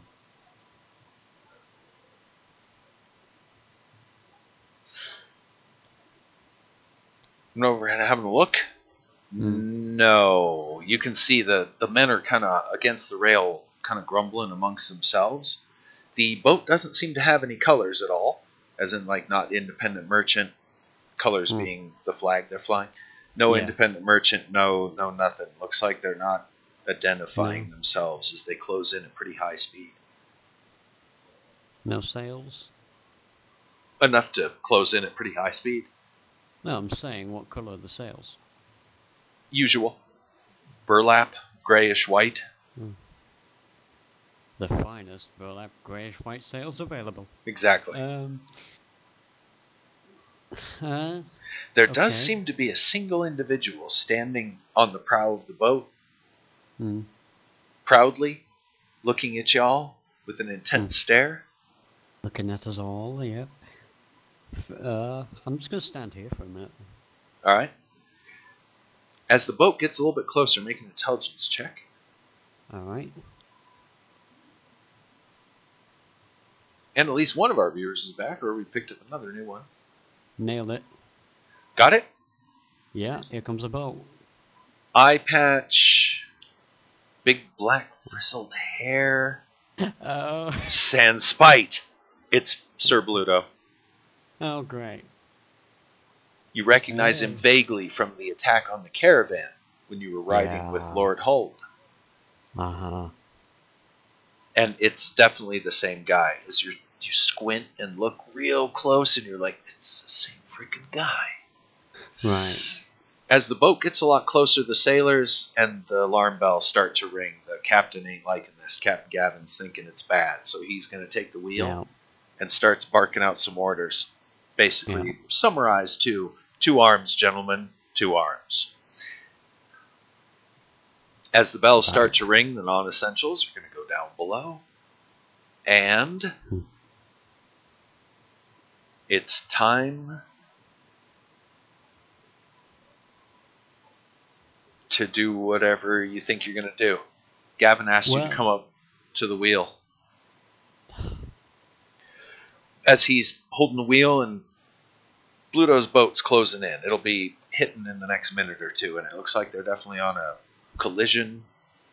They're on a collision? Oh my god. I'm not going to go upstairs. I'm going to go downstairs.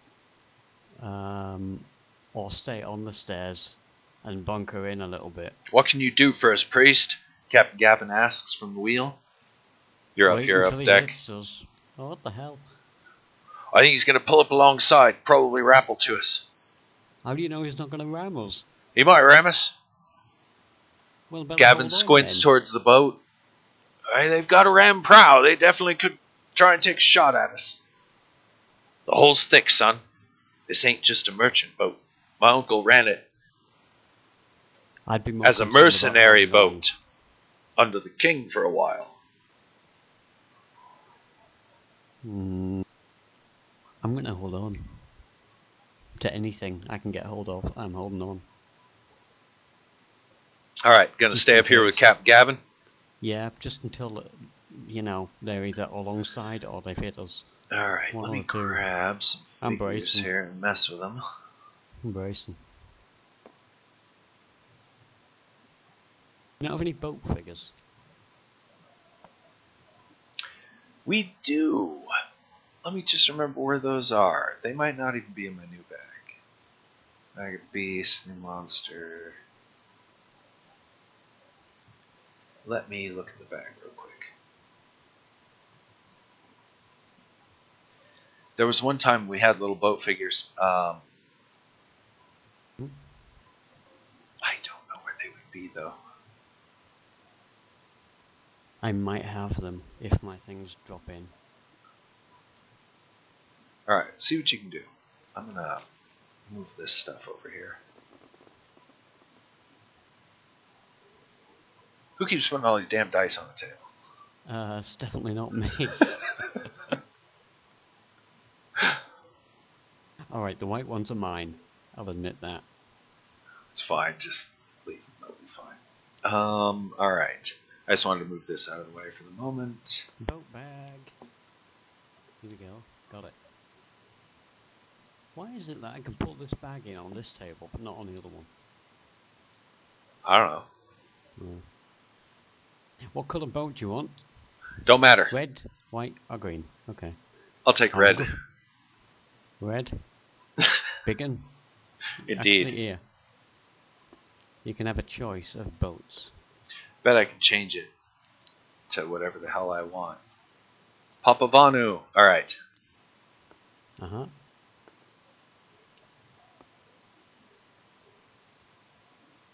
See, we probably need not that one, this one, and this one. Alright. I'll stick with Vanu. Vanu, is that us? Yep. No, you guys have the best grayish white sails money can buy. Oh. The finest black sails available.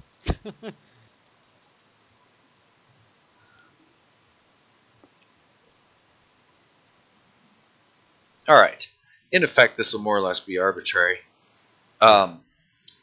He's headed direct at you at this point.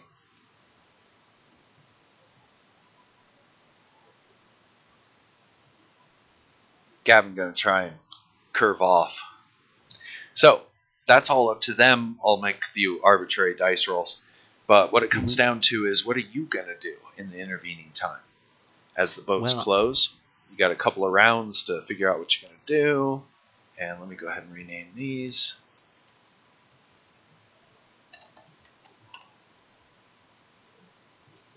We're not in combat yet.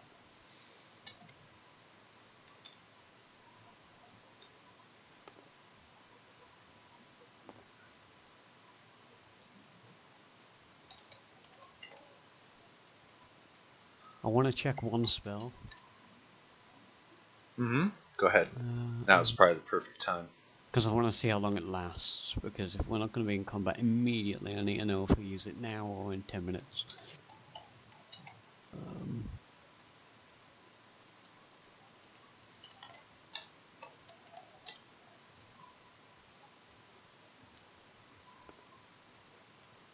And that gives me a second to set up some of these markers, figurines, whatever you want to call them. This will work.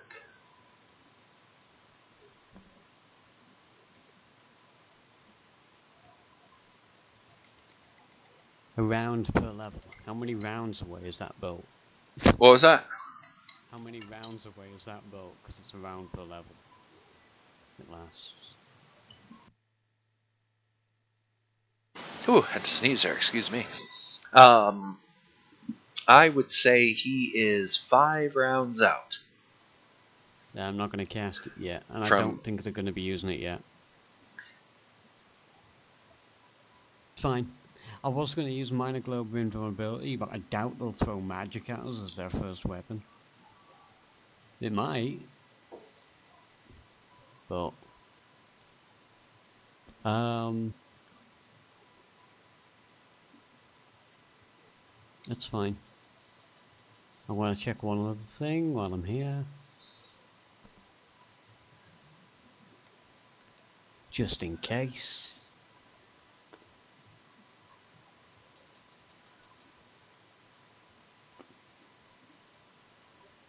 One hour per level. I'm taking that.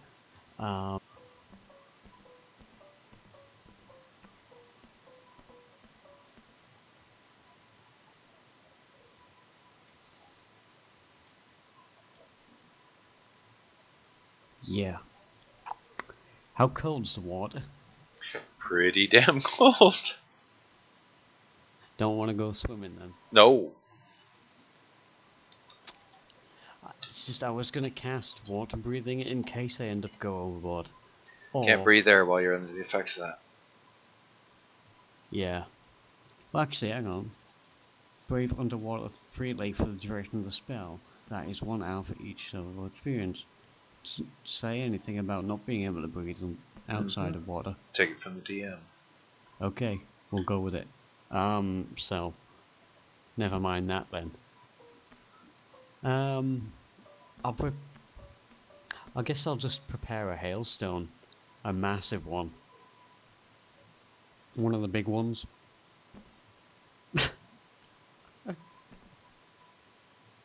Arm myself with that. Get ready to throw an ice ball at them. Size of a boulder. Take these guys down a little bit in size.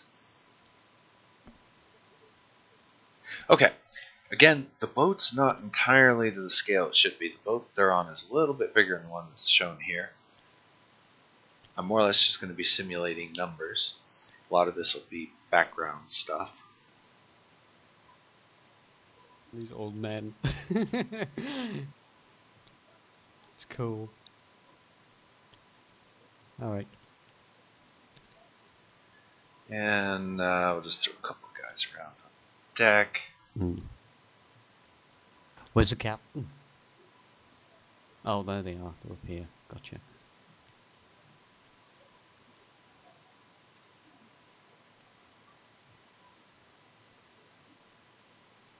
He's going to be directing fire. Probably should have made him a lot smaller than he is. Gavin, too. Let's see. Let's scale these guys down just a little bit. There we go.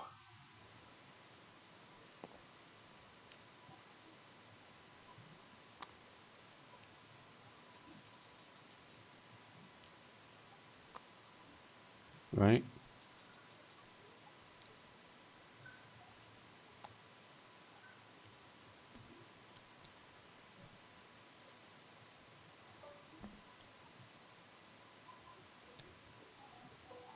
Each of these represents a crew. I'm glad we didn't lose any other ghost. This might be bad if we did. Am I right? Could be. Alright, so these guys put aside for now. And like I said, more or less, a lot of this is going to be just kind of arbitrary done in the background. How you intervene is the question. Alright, let me pull up everything here. Alright.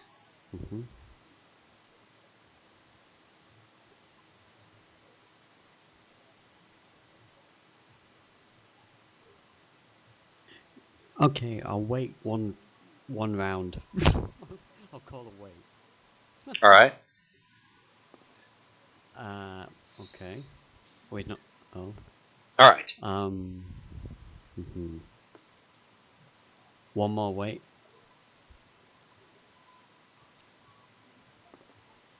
At this point, Yeah. the gunners on the boats are basically ready, and they're going to start exchanging some fire. The ballistas you don't so much have to worry about because those aren't so much visible.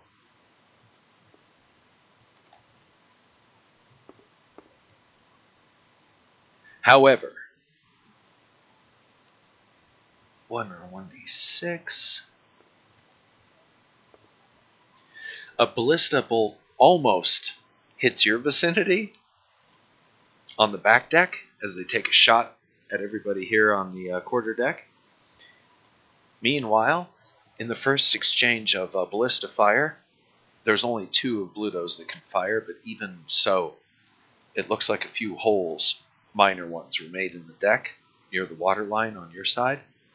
Return fire was all but ineffective from your boat. Catapult time. Make a dex check -4 as a flaming catapult missile comes right at the quarter deck with a natural 20. My God. Dex -4. Yes. 9 or less. 9 or better, isn't it? No? 9 or less. 9 or less. Oh, shit. Okay. No call on faith this one. Gavin completely screws it up. Yep. And basically goes to take evasive action and trips and falls on the deck. Did you make it? Yeah. No. Alright, you as well. Okay. Flaming oil and pitch and fragments fly across the quarter deck here.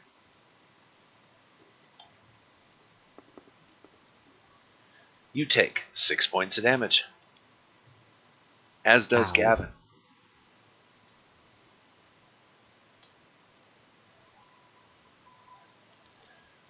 As do the sailors. That hurts them pretty seriously.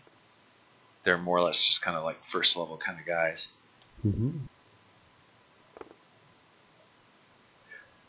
Ooh, yeah, they're burned real bad.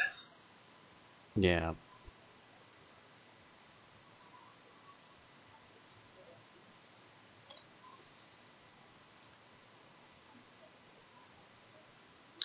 Roll 2d10 for me, would you? Okay. And just tell me what the total is of the 2 dice.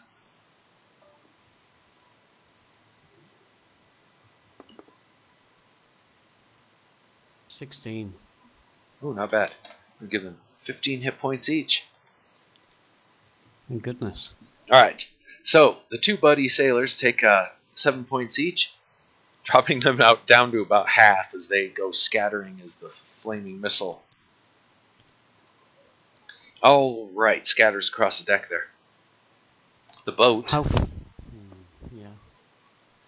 fails its save. The entire deck here is on fire. Right. Luckily it's snowing. That's true.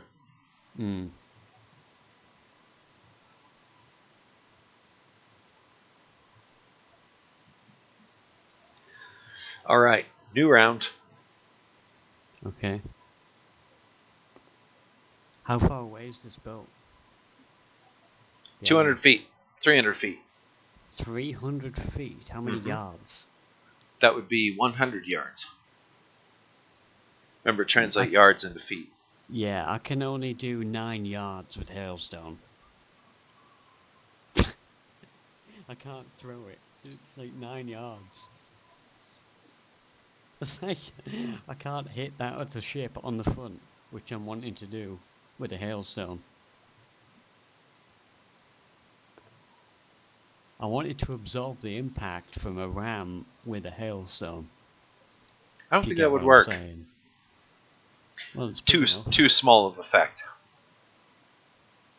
You'd need something that does basically what's known as structural damage. We'll go into that some other day.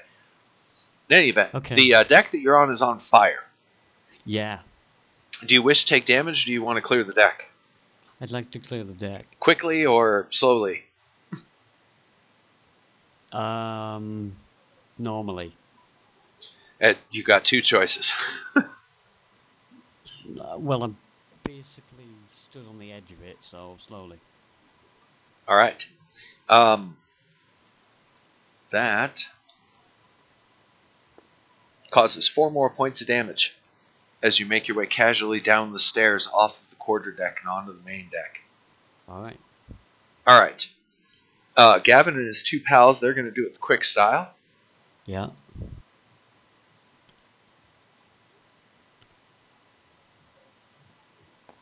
And, yeah, basically it comes down to one of the sailors jumps down, takes a little bit of damage as he jumps over the railing. The boat, however, unfortunately is unguided.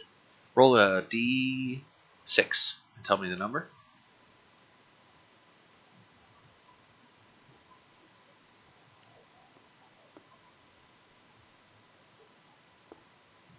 3. Okay. All the guys are getting ready. It looks like with the boat not being guided for the moment, the Sir Bluto boat's going to be pulling in alongside, probably going to try and throw ropes and grapples over to keep the two boats together, and then they're going to try and swarm the top deck. That's standard protocol. All right. Back deck's on fire of your boat. That's not good. Several sailors. I'm just going to clear the deck of these guys for a moment for clarity. We know they're there. These will represent groups. Each of these guys is basically a little group, about 4 or some odd sailors. Ralphio's keeping everybody steady. Archers ready. Pikemen ready, all that good stuff to try and repel the boarders. You're standing in the back, watching the quarterdeck burn. Gavin comes skipping down, and it's a new round.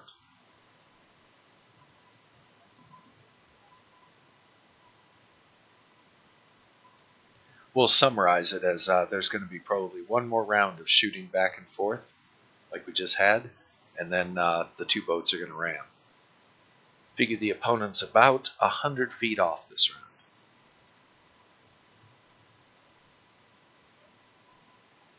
And declarations.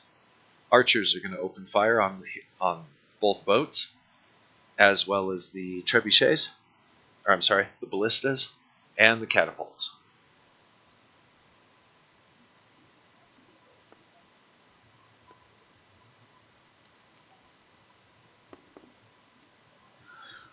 This round, ballista fire goes much better for your team than it does the other team. What are you going to do this round? Working out range. 30 yards plus 10 yards per level. Translate all that to feet. So if it's 10 yards, it's 10 feet plus 10 feet per level. Okay, so would I hit if I cast that? 60 feet plus how many per...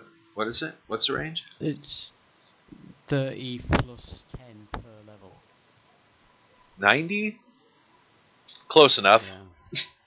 Yeah. Yeah, if not at the beginning of the round, towards the end of the round.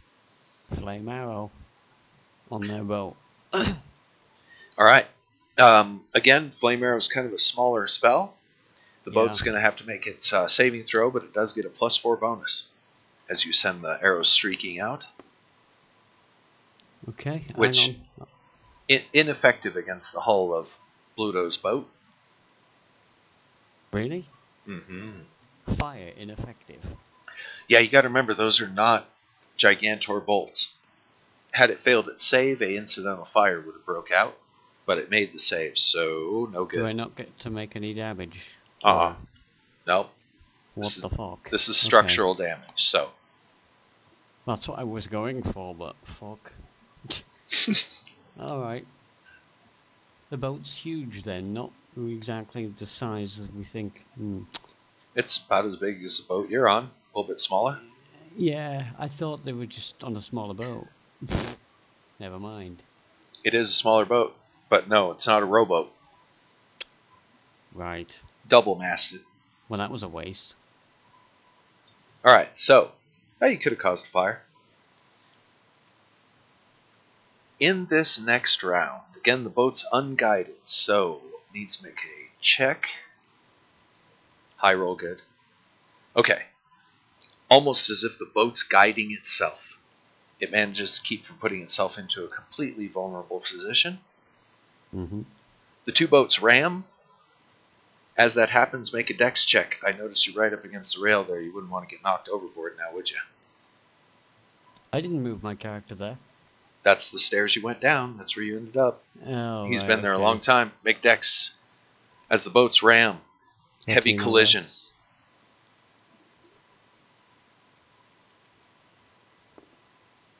Alright, you catch yourself on the rail. boat lists heavily to the side. The ram definitely does a little bit of damage to both boats. Hmm.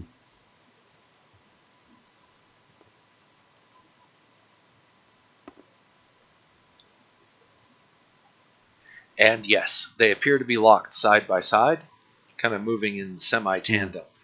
The guys on Bluto's boat are going to start throwing over grapples, and both sides start exchanging sailors. Right. As in they come jumping over the rails, swinging down from the masts overhead. These guys are way oversized. Let me take them back out, scale them down a bit. The deck becomes all but chaos.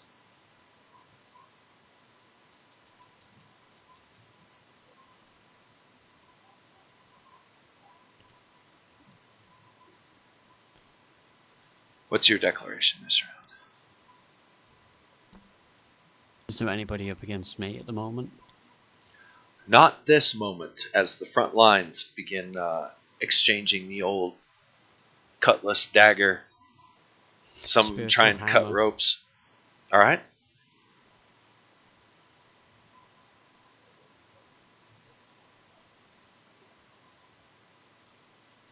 Preparing that for this round. Yep. All right. We go into the next round. And a couple of things happen here. Let me clear the deck a little bit, make some room.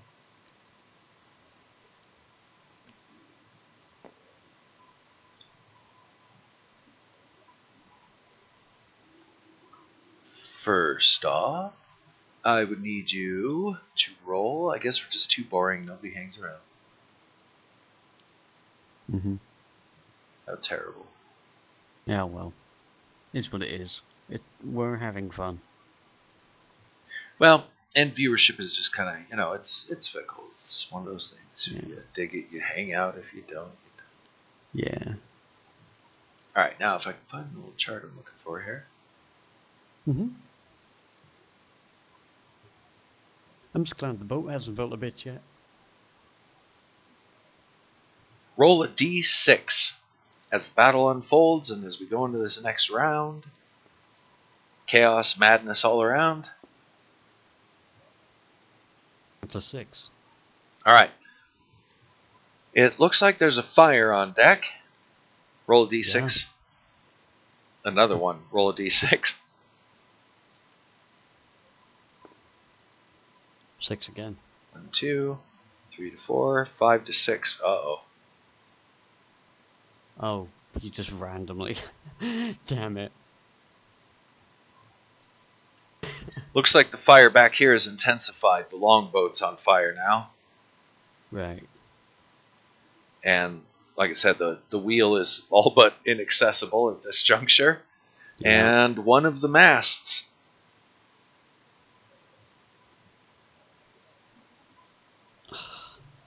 Okay. And the sails of said masts are, oops, that's the wrong tool, are on fire.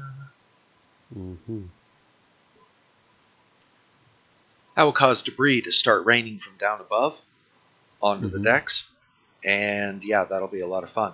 While that's happening, you can hear a bellowing "Raw!" thump. As it just so happens, Sir Bluto lands right next to you and Gavin. Oh. Swinging across one of the masts from one boat to the other on a rope, straight out of the movie style. Aha! Aha. Again. Right. Sir Bluto. What a surprise. He swings in with his 2 short swords, pulling them out, going to town. Headed right for you and Gavin. You with one hand, his offhand, because you look like you're just a little shipmate, and his 2 main attacks on Gavin. Okay. Can I... is my hammer going to hit him? You could use it this round to do such things. And on top of that, if I can, I'm not gonna mess around with this guy. I'm gonna use flame arrow on him. All right. It'll be initiative. Give me a sec, though. I have to AFK real quick before we get Yeah. into the nitty gritty. Because this is gonna be a really big hit if I can hit him.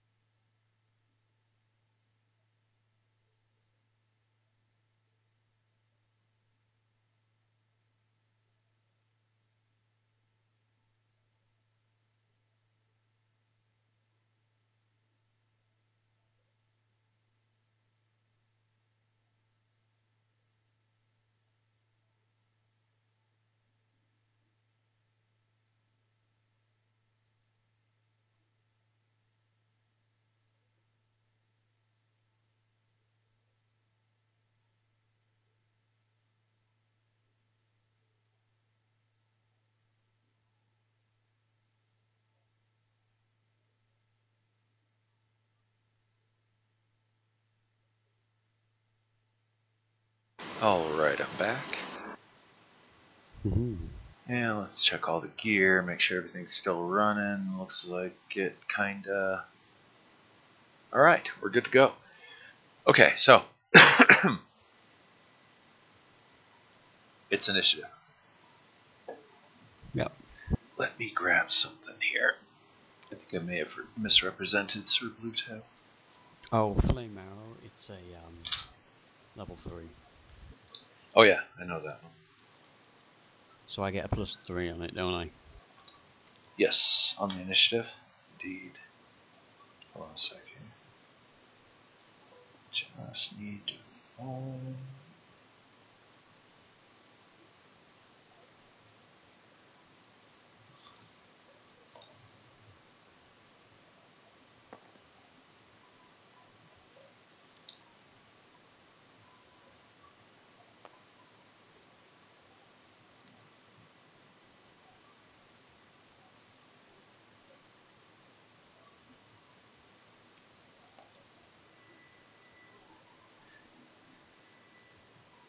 All right.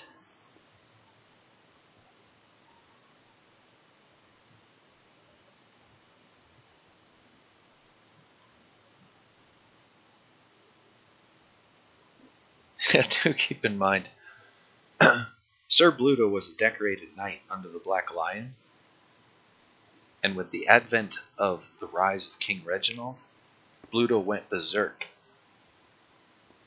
And what's known and talked about amongst the peasants, particularly of Sweethaven, is that during the River of Blood incident, he killed over 100 peasants as a show of loyalty to the old king, and then kind of disappeared off radar. Hmm. Well, I know. Looks like he's gone brigand pirate. Yes, there is a bounty. All right. So, he swings, landing on the deck, and alive. Long sword in one hand, and short sword in the offhand.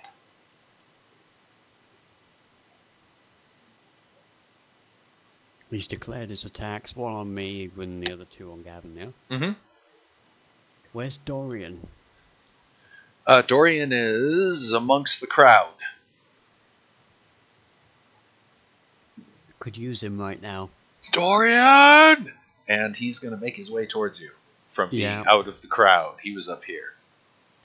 Because why not? We'll just take his current position and pop him where he would be. Cool. Huh? He hears that. And next round, he'll probably be able to engage. So, here we go. It is initiative. Uh-huh. I had 4. And I had 3. Mm-hmm. Gavin had 6. I got an 8. Gavin got 10. I got a 10. Got terrible. 10 plus. So. 10 plus 3. 13. Yeah, so that's everybody before you. Okay, so. Everyone before me, yeah. Bluto's going to make his 2 attacks against good old Cappy. Let me find my stats here. Give me 1 second.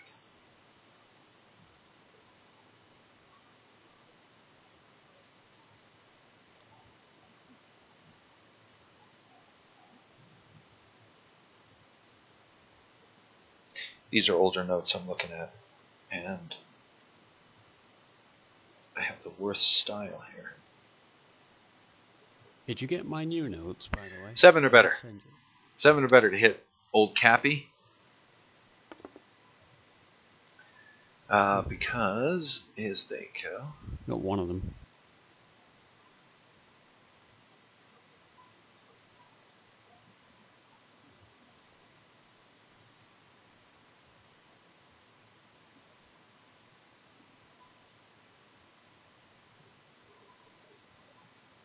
Okay.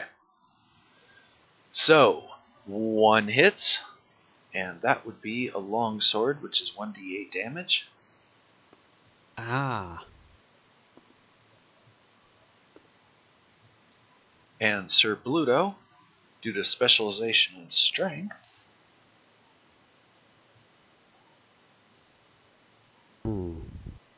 gets a +8. Oh my god. Alright, so Bluto takes a swipe at Gavin.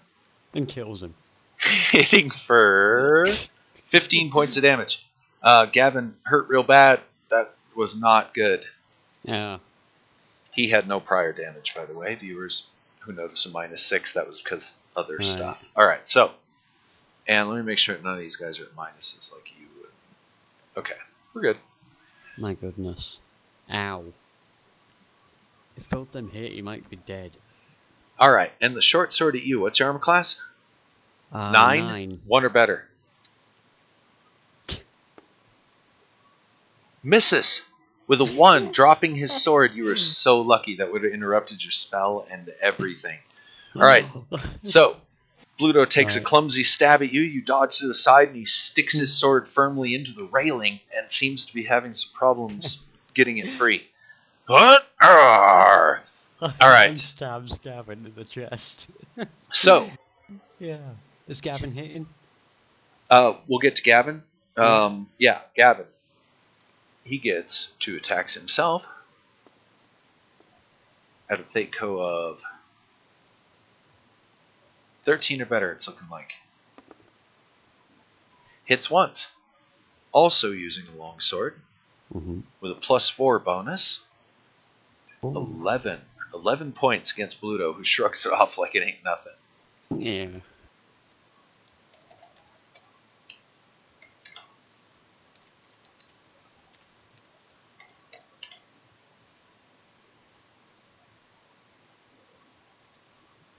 How much was that again? 11 points. 11. Which you sucked off, apparently. Is that Oh, yeah. Ain't not but a thing. All right. So, it's all you now. Right. Flame arrow. All right. Bluto holds up his sword. Don't think so. And the spell repels back upon you. Make a save versus spell as your flame arrows hit you. Oh my god, what? Wizard bastard. The hell? Are you serious? What? Absolutely. Save versus spell. 12. 12 better. Otherwise, take full damage.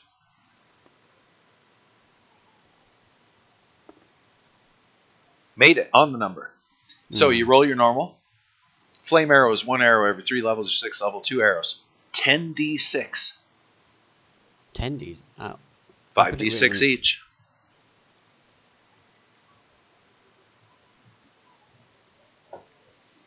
Each? I don't know. Does 4d6 of fire and then 1d6 of arrow, right? Yeah. Yeah, so 10d6. You take half of whatever you roll. Because you made your save as the spell rebounds upon you. Brutal. That'd be 10 points of damage. Flap, flap, flap, as your arrows repel against you. I'm almost dead here. Alright. Alright. I was being gay. Fucking gay boy, rebouncing spells. Alright, it is declarations. Bluto is going to turn his main sword towards you now that he knows that you're a wizard. His sword gets a plus versus wizards. He wasn't even looking at me like I started. He still stopped it. And Gavin's going to attack. And jumping down on the deck is Dorian. So he'll be current for this round. Shit, I forgot about the hammer. Did forget about the hammer. We never go retro, so you'll have to remember this round. Reason we don't do that, by the way, is sometimes it can really complicate things. Yeah. Oh, I forgot to do this 2 rounds ago. What? Except we're just ending, and yeah. Yeah, and it's a campaign changing thing, and it's like, All right, so. Yeah. Bluto's declarations is he's going to use his main sword, Whiz Fire is its name, by the way. You see etched upon its blade in purple glowing as it swings at you. It loves killing magical things. And then he'll use he doesn't have his offhand, so he's just going to concentrate 1 attack on you and 1 on Gavin, because he's got 2 attacks this round with the sword. Now, attack you, parry Gavin. Can I parry with the spiritual hammer? No. No. Dorian is going to get his character sheet. Give me a moment. It's right over here somewhere. 2 seconds. I had it handy, but then of course As soon as the game starts, I can't find it. There it is. Dorian's going to whip out his two-handed warhammer, very similar to Dirt style, and go to town. Yeah! Meanwhile, the chaos in the background continues. Make a dex check as flaming debris falls from the flaming mast overhead. 13 or less. This boat's gonna kill me. I got it, just. Alright, let's see how Dorian does. Dorian's dex is 17. He failed it. Wow. He takes 1d4d6s of damage. Alright, so just a little bit of flaming sail drapes across Dorian's shoulder here. 3 points, he shrugs that off. Actually, he's just going to leave it there burning. Ain't got time for that. Okay. So, Dorian's declaration is he's going to go ahead and get his 2 attacks of his warhammer. What are you going to do? Oh, it's touch. Damn it. I wanted to cast item on his sword and make it a tiny sword. You'd have to make a called shot in order to do that. Yeah, you'd have to make a called shot to touch it. You could do it, but it would require a called shot and a to-hit roll. That's like super gay. Because I'm gonna die if he stabs me with it. And I lied. What's stuck in the deck of the ship is a morning star, which is basically the spiked ball on a ball. Yeah. On without chain. Yeah, no chain, just spiked ball and a club. Yeah. Okay, so that's annoying. Just be glad he's not in his royal plate now. Yeah, but I mean, man, a little heavy for swinging on the ropes. I've got 10 health. I can't exactly cast Cure Moderate Wounds because it won't heal me enough to make it worthwhile. Yeah, you're going to have to do something. What are you going to do? It's your declarations, by the way. He's going to be trying to hit you with his sword. He probably will. It's pretty much a given that he's going to hit you. Your armor class sucks balls. But, hey, being a wizard, it's for gang balance. If wizards could wear armor, it'd be OP. Could I use Door to get away from him? Yeah, absolutely. Oh no, it would take him with me. No, you designate who and what and where. Really? Well, yeah. Okay. Why would it take him with you? I thought it took people with you. If you want to, yes, you have to grab onto them. So you could actually use that in a way, you know. I'm going to use Door then. Alright, so that would add +2 to your initiative. Yes. +1, it's first level spell.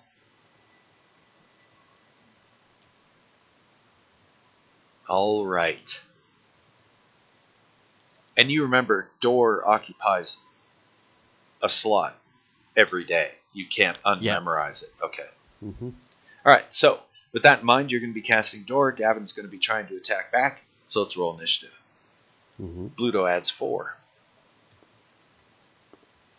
7. You add 1. 3. You definitely win because the two-handed warhammer of Dorian and Gavin's longsword, their speed is more than what you just rolled. So go ahead. What are you gonna do? You're out. It. Where? I'm out. Give me feet distance, quick. 10. What do you mean? 9, 8, 7, 6, 5. This way. 4. I gotta have feet distance. Okay, 30 feet that way? 30 feet, yeah, this way. Behind. Inside this crew guy. Alright. Roll 1d6, but before you roll, 1 to 3 means you teleported too far and end up in the water. 4 to 6 means you end up in the middle of a mass melee between sailors. 5 to 6 means you end up on the quarterdeck where the fire is. Oh, bad, bad, and bad. Yep. Go. Aha! Well, hey, that's not so bad. You're not in the fire, and you're not overboard, which would be the worst. But you're in the middle of a mass melee, so... That's okay. You join in mid-combat, so make a dex check at -4, otherwise you take incidental damage from somebody hitting you accidentally or deliberately because they see you pop in. And remember, next round, you can do nothing. I can't? Oh. You can vomit. Right. If you so choose. I thought I had a chance to choose. No, you have to spend one full round. No, that was just check to see if you barfed on the floor to leave evidence, because it was critical to the situation. Right. So a -4 dex. Yeah. Dex -4. That number or less. 9 or less. All right. You got it. No. Bad. All right. Take incidental damage. Most people use short swords, but they are proficient. 6 points. 6? Yes. Whack! A sword hits you on the shoulder. Ah! Almost killing you. I'm on full health. Yeah, almost killing you. And there you are in the middle of a mass melee with crazed sailors going back and forth with hooks and daggers and little swords and whatever else they can pull off the deck and fight each other with. Yeah. And the fight's still going on behind me with Pluto and Dorian and the captain. Uh-huh. Right. I need to heal bad. I need to get down deck. Heal. 6. If I get whacked in the next round when I can't do anything, I'm dead. All right. Declarations. The sailors are going to attack each other. On a 1 to 2, one of them is going to attack you directly. Looks like you're kind of being ignored in the melee. Thank God. To quote Rick and Morty, I'm not really proud to say this, but I just kept crawling and it just kept working. All right, so. Literally. Dropping to hands and knees and crawling the hell out of there. I'm so lucky. All right. So, free move or not even? No, not really. You're going to try this round, I assume, to make your way where? Below decks is a little ways away. Oh, you're next to a stair. All right. I am. Let's roll initiative. Straight roll. No pluses, no minuses. The crowd has a 4. You want to roll under that. Looks like you might take incidental damage this round. What are you going to do? Can I do anything this round? No, you're pretty much barfing. Then don't ask. All right. I'm gonna end up dead. See if somebody swings at you. No. Go full health. Nobody actually swings at you this round. They're just kind of ignoring you. Kept on crawling, and it kept on working. All right, so. Okay.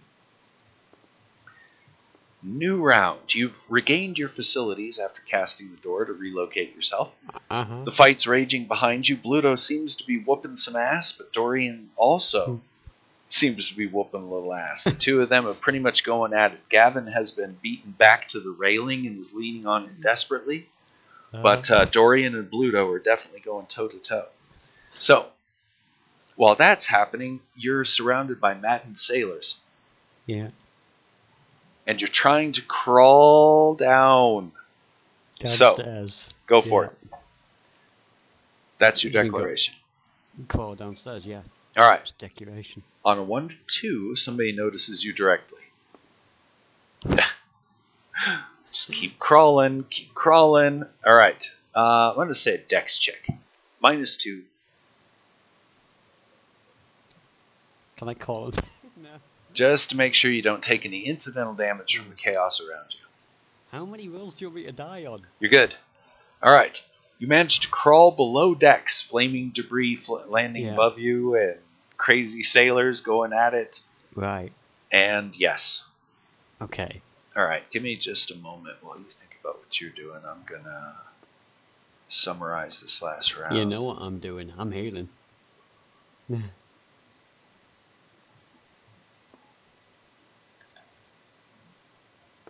I'm just like gagging downstairs, bleeding all over the place. Broken nose and everything. Fucking hell.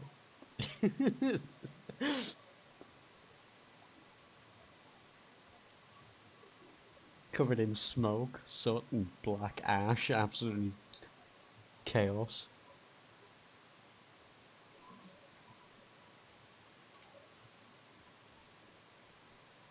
Really? Wow, okay.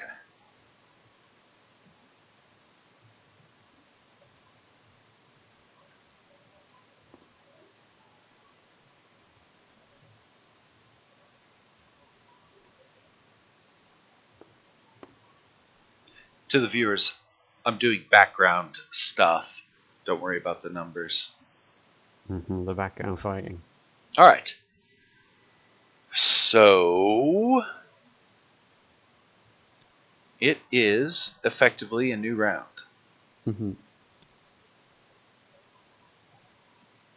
You're down below decks. Doesn't look like there's anybody down here to disturb you. What are you going to do this round? I'm going to use Cure Moderate Wound. All right. Go ahead and roll that for your damage recovered and all that other good stuff. Oh, as I ran my desk. Haha.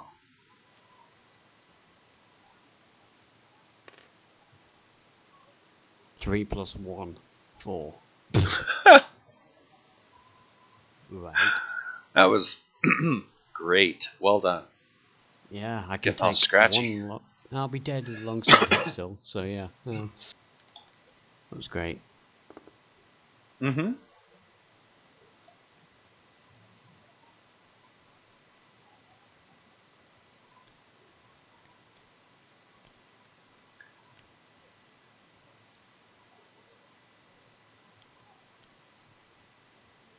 I'm not a fighter this session, apparently. No? Not happening. No great hero this session.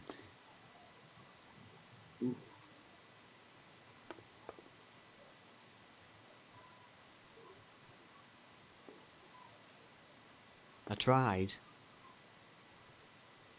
Would have been a nice hit with a flame arrow, but nah.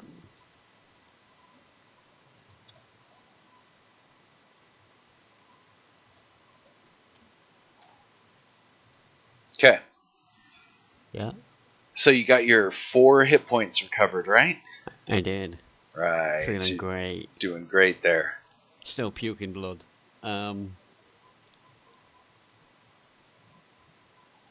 You're still below decks. Roll 1d6. As things are going wrong top deck, let's see what happens. A 1. All right. As you're down below here, you see a ballista bolt tear a pretty large hole in the deck. Might be a danger later, but right this moment, it's not a horrible threat. Okay. Roll 4d6.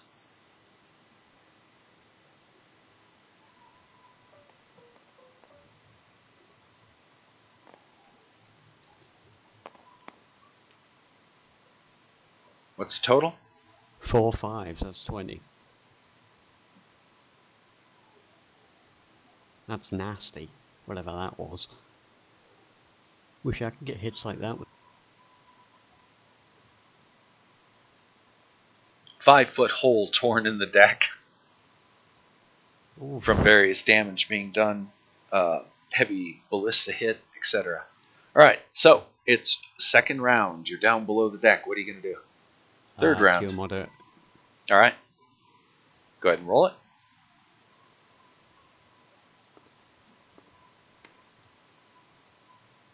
Another 5 points.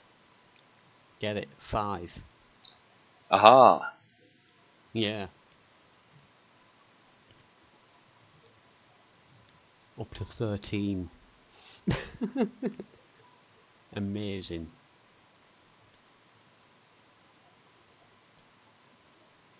So you can now take 1 hit with proficiency bonuses.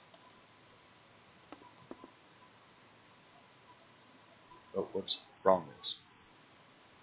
Said to the viewers, I'm just doing stuff. background.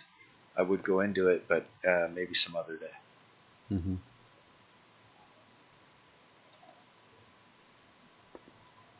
I'm gonna go upstairs and everyone's gonna be dead, and I'm like, oh,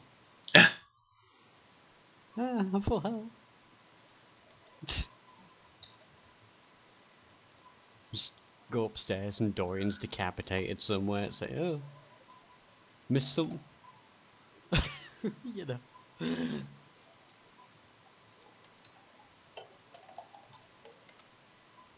Oops. Let's see if I can type.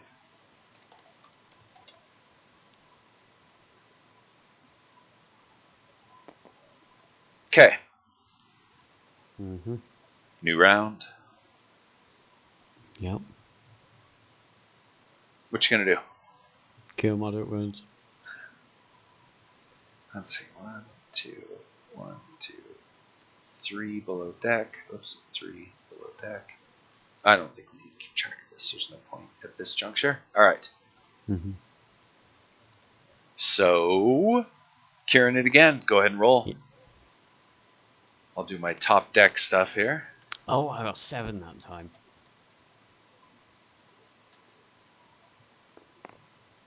Okay, I'm up to 20. That's looking better. For our heroes.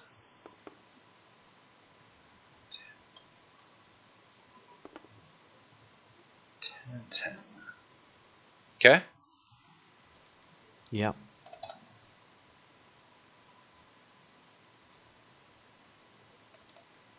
All right, new round. You're below deck. What are you gonna do? Well, being that my hammer's up there doing nothing.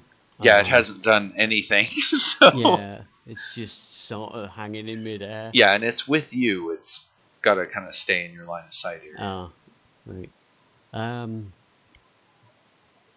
This round, I'm gonna. What does bless do for me again? Does it bonus armor? Or...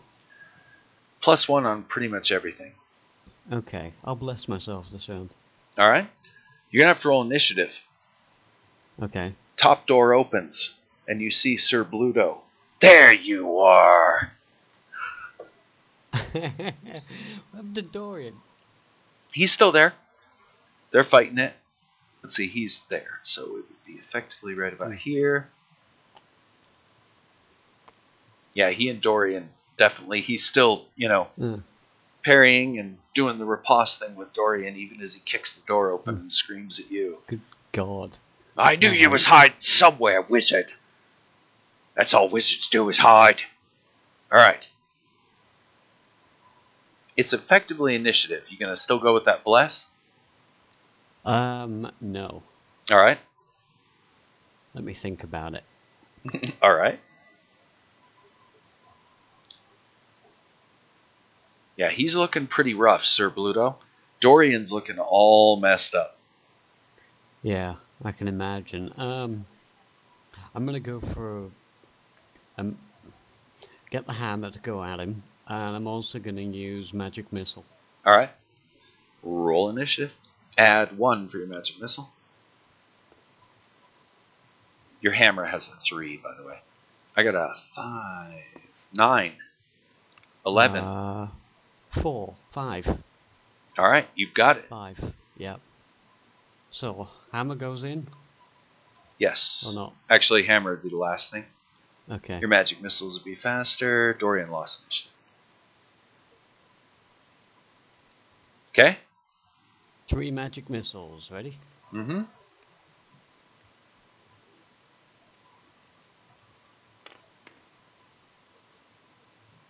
$15 points. 12.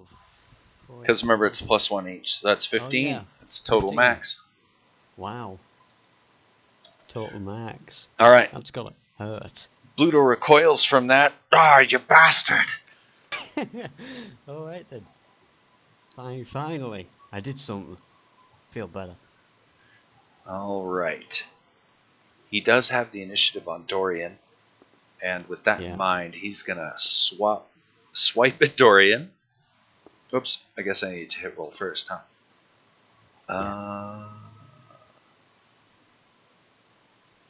9 or better. Hits with a 19.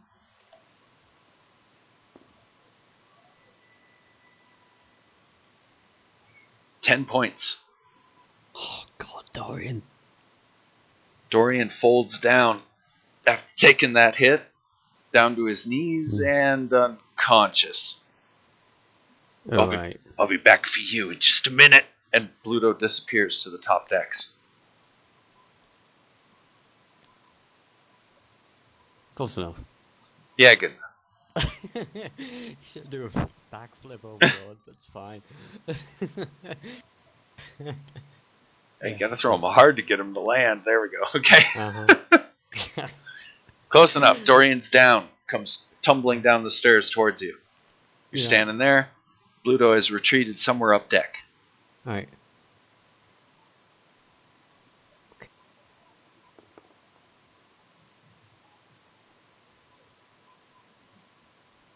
Do we know how much health Dorian's on? Unconscious. 0, so... Or is he a negative?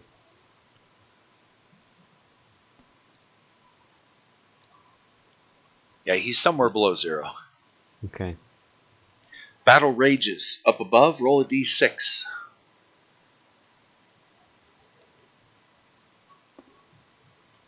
Five.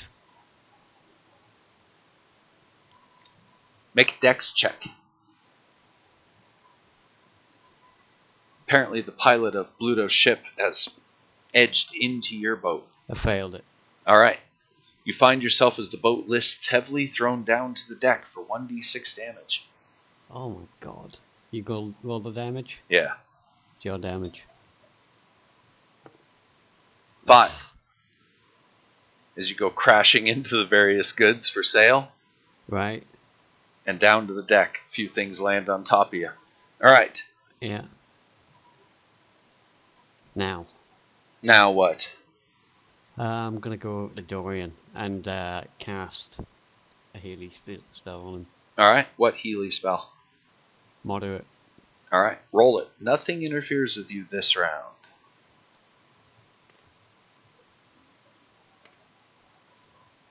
Give him 10 points to Gryffindor.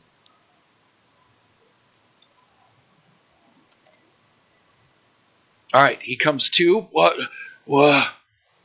Oh, the bastard. You alright? Not entirely. You don't look so good, friend. He's staggering. He's not good at 5 hit points. Yeah, you fell downstairs, mate. Do you want to hang with me for a minute? It's a new round. What are you going to do? I'm gonna cast another Healy on him.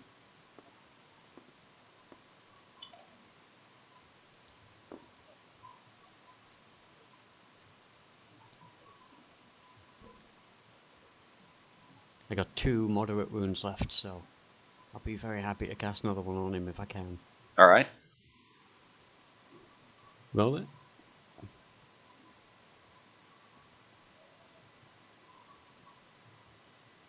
Yeah? Yes.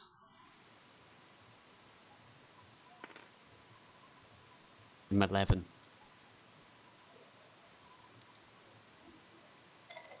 Alright. It's better. Okay, so. Dorian's not feeling entirely happy, but as he leans heavily on a barrel, I think I'm good enough to fight a little bit. Not really. Stay there.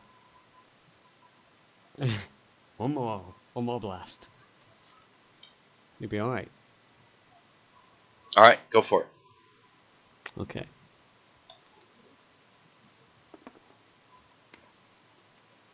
Oh, that hit the deck. Bollocks.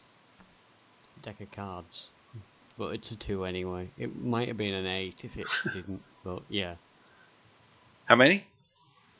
Well, it's 3. But it did hit the deck of cards. So 3 it's my own points. fault. Yeah. Alright. That'll have to do for now, because I'm out of moderates. In that round that you do that, he's going to slather himself with a little bit of ointment from his jar. Oh. The jar I gave him. Yeah. So I that's got you. basically 10 more points. Oh, I thought he All was right. taking the potion I gave him. Mm-mm. He should have. All right, so it's basically a new round. You cast your heal, he uses the salve, and new round. Okay.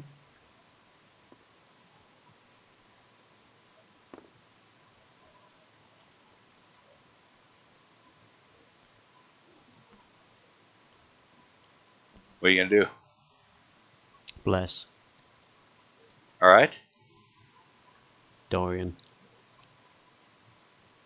All right. Casting the bless spell on Dorian, giving him +1 on his stuff. He goes elsewhere, by the way. And it'll be a new round again. Okay. Nothing comes down and disturbs you guys. Well, the longer we're down here, the more weird out Pluto's getting, so... Yeah, the battle upstairs continues to rage. Roll a d6, as it seems to get particularly intense up above. A 3. All right. Make an intelligence check.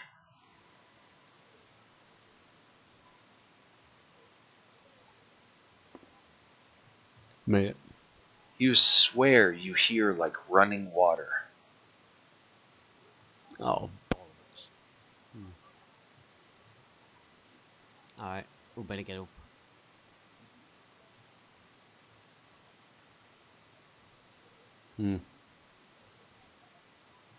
Ready to fight, Dorian?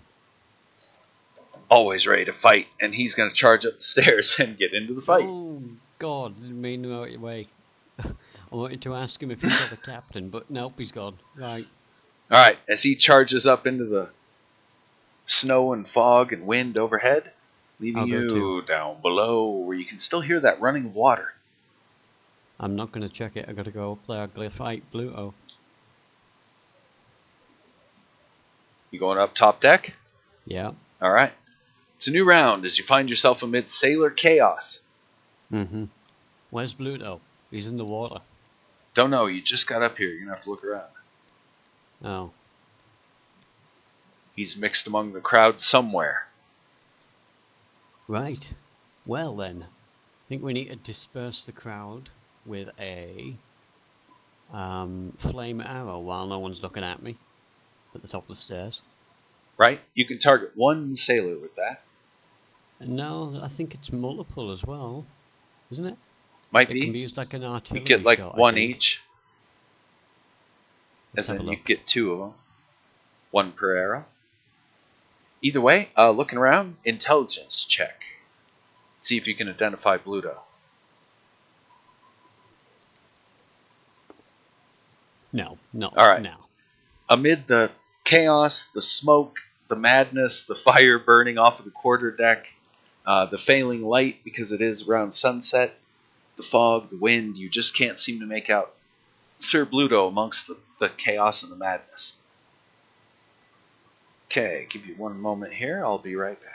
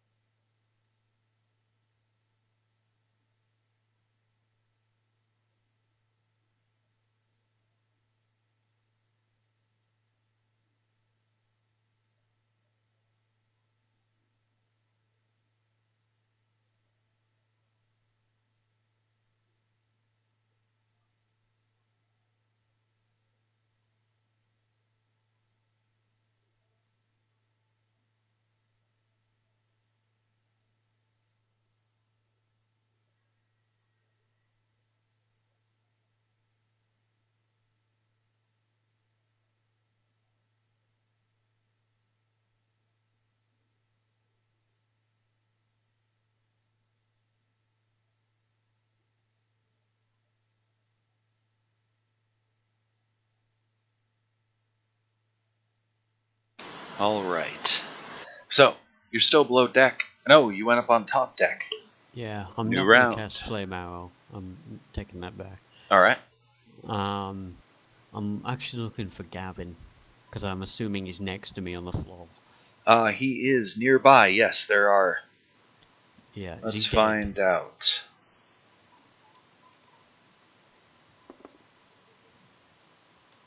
No, but there is a couple of enemy sailors Oh, kneeling gonna need over some him. different sails there, mate.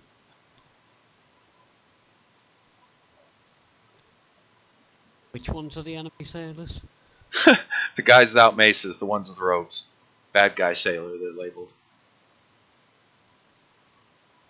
How many guys? Just one in front of Gavin. Right. Looks like two of them. Two? Oh. Uh-huh. Are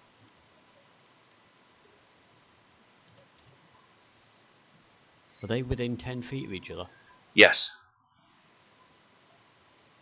It's gonna hit everybody. I can't do it. I'm gonna use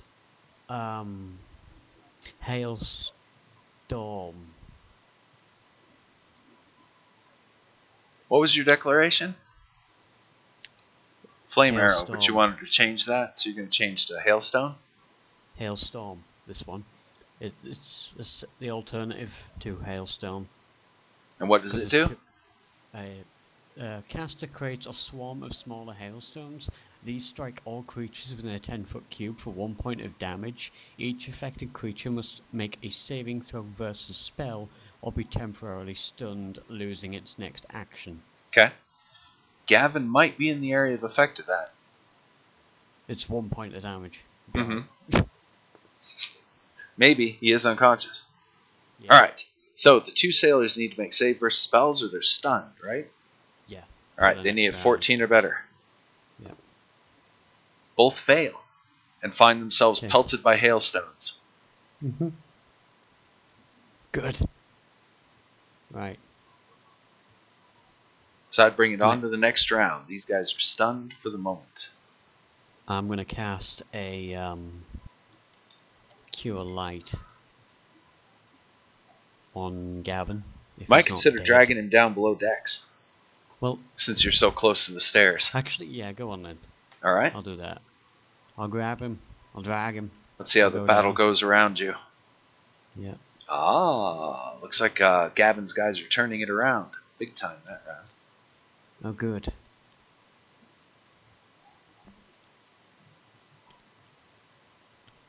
Roll d6.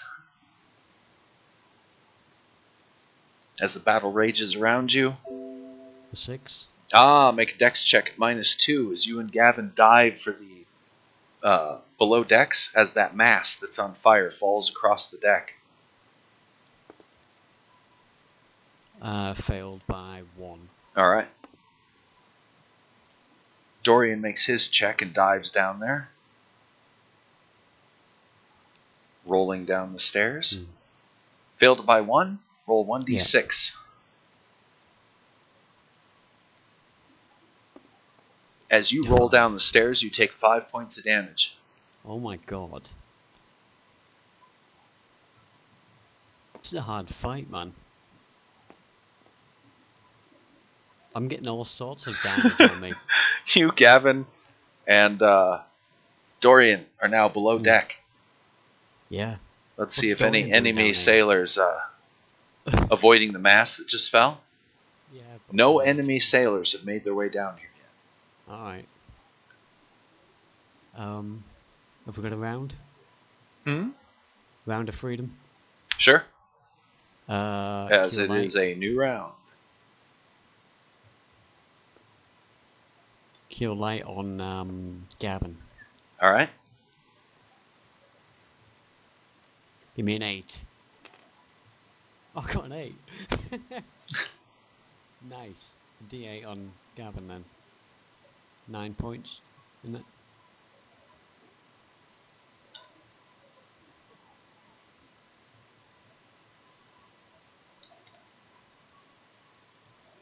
Alright. Gavin barely comes to. He's at basically 1 hit point. What? Oh. A ship under attack. Oh, it falls back down. Oh. Gotta save the ship.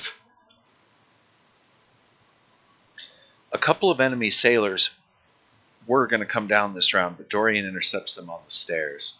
Oh, good. Yeah, Thank I you, think Dorian. he'll probably be able to make pretty short work of these two. Hit. That's it for them, pretty much. They basically have the same hit points as your guys do. We determined the buddy sailors have 15, right? Yeah. So he's all right. He's awake at least. Mm-hmm. I saved him. I feel good now. Have we got another round of freedom or not? All right. 2 bodies come tumbling down the stairs from Dorian, and he's going to continue to hold the door. Oh, we'll step over one of them. Oh, All right. Excuse me. Sorry. That'll negate. The 1 negates the hit. So Dorian, yeah, seems to be holding the door pretty well on that side there. Hold on. Yeah. He'll just take any, dead sailors and shove them down your way. The battle up top seems to be, you can hear the sounds are mellowing out a little bit. Uh-huh. Well, Gavin, do you want to stay here? You alright? Yeah, I'm alright. Appreciate it, friend. We'll take care of it, alright? Dorian's disappeared from the doorway, by the way. And it is a new round, so what are you going to do? You hear Dorian yelling up top deck. I might give him one more blast, but I'm hoping he might not need it. It's up to you, it's declarations. I'll give him it. I'll give him a blast of hail. Alright. And then I'll head up after.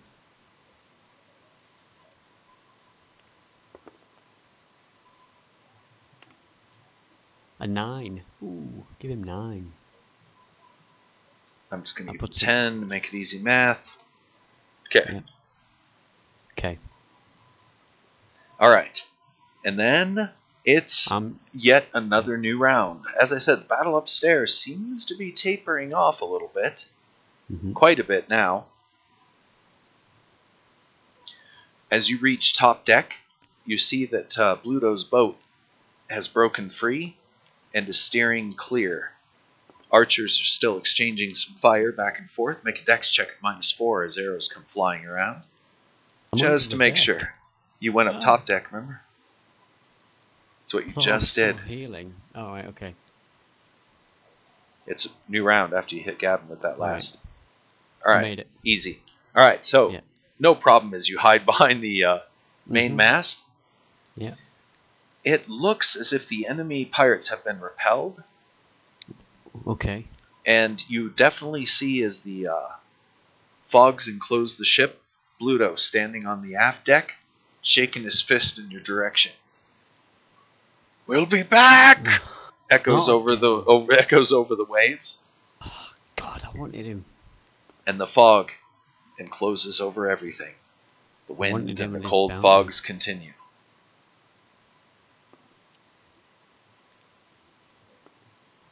I make a hand gesture towards him. Anchor.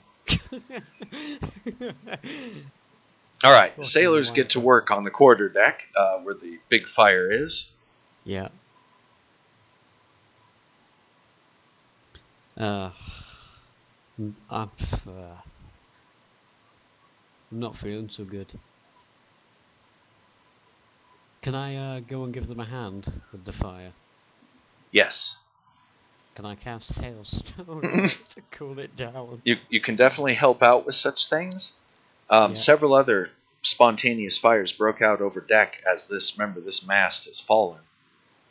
So, yeah, that's something you're going to have to deal with. That's going to have to be next session. Oh, really? Mm-hmm. I got to go do the dinner thing. It's about that time. Well, okay. At least Captain didn't die, because then we'd be fucked. Right.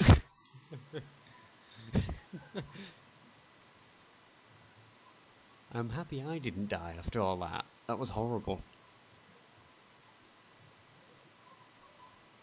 I don't like naval combat anymore, I decided. I wanted to try it, but no, I don't like it. I don't want to do it. Okay. All right, so Yeah. basically towards the, we'll just call it kind of half end of day, Uh-huh. the quarterdeck is all but destroyed. The ship's Yep. wheel is salvageable. We're missing one mast. And due to the mast falling through the deck and the flame, the conference meeting captain's dining room is pretty much a total loss at this juncture. The boat has a hole below waterline.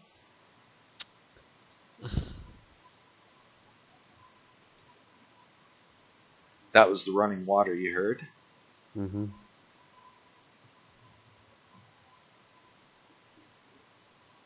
Actually, roll 4d6.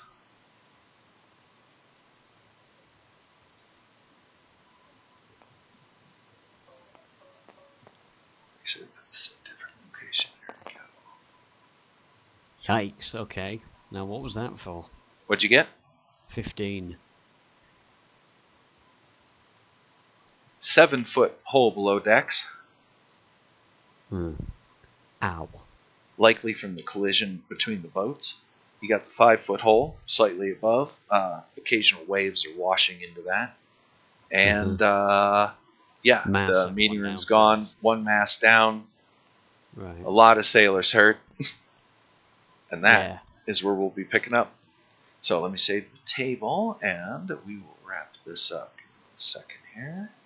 We just got our ass actually handed to us in that one. Not entirely. You managed to repel the boarders. You could be under, Sir Bluto's captainship right now. So it didn't go entirely wrong. I thought he wanted to kill me, to be honest. In any event, let's just go ahead and say that for the benefit of the audience, that until next time, as always, this is Permadeath Extraordinaire. Loving y'all.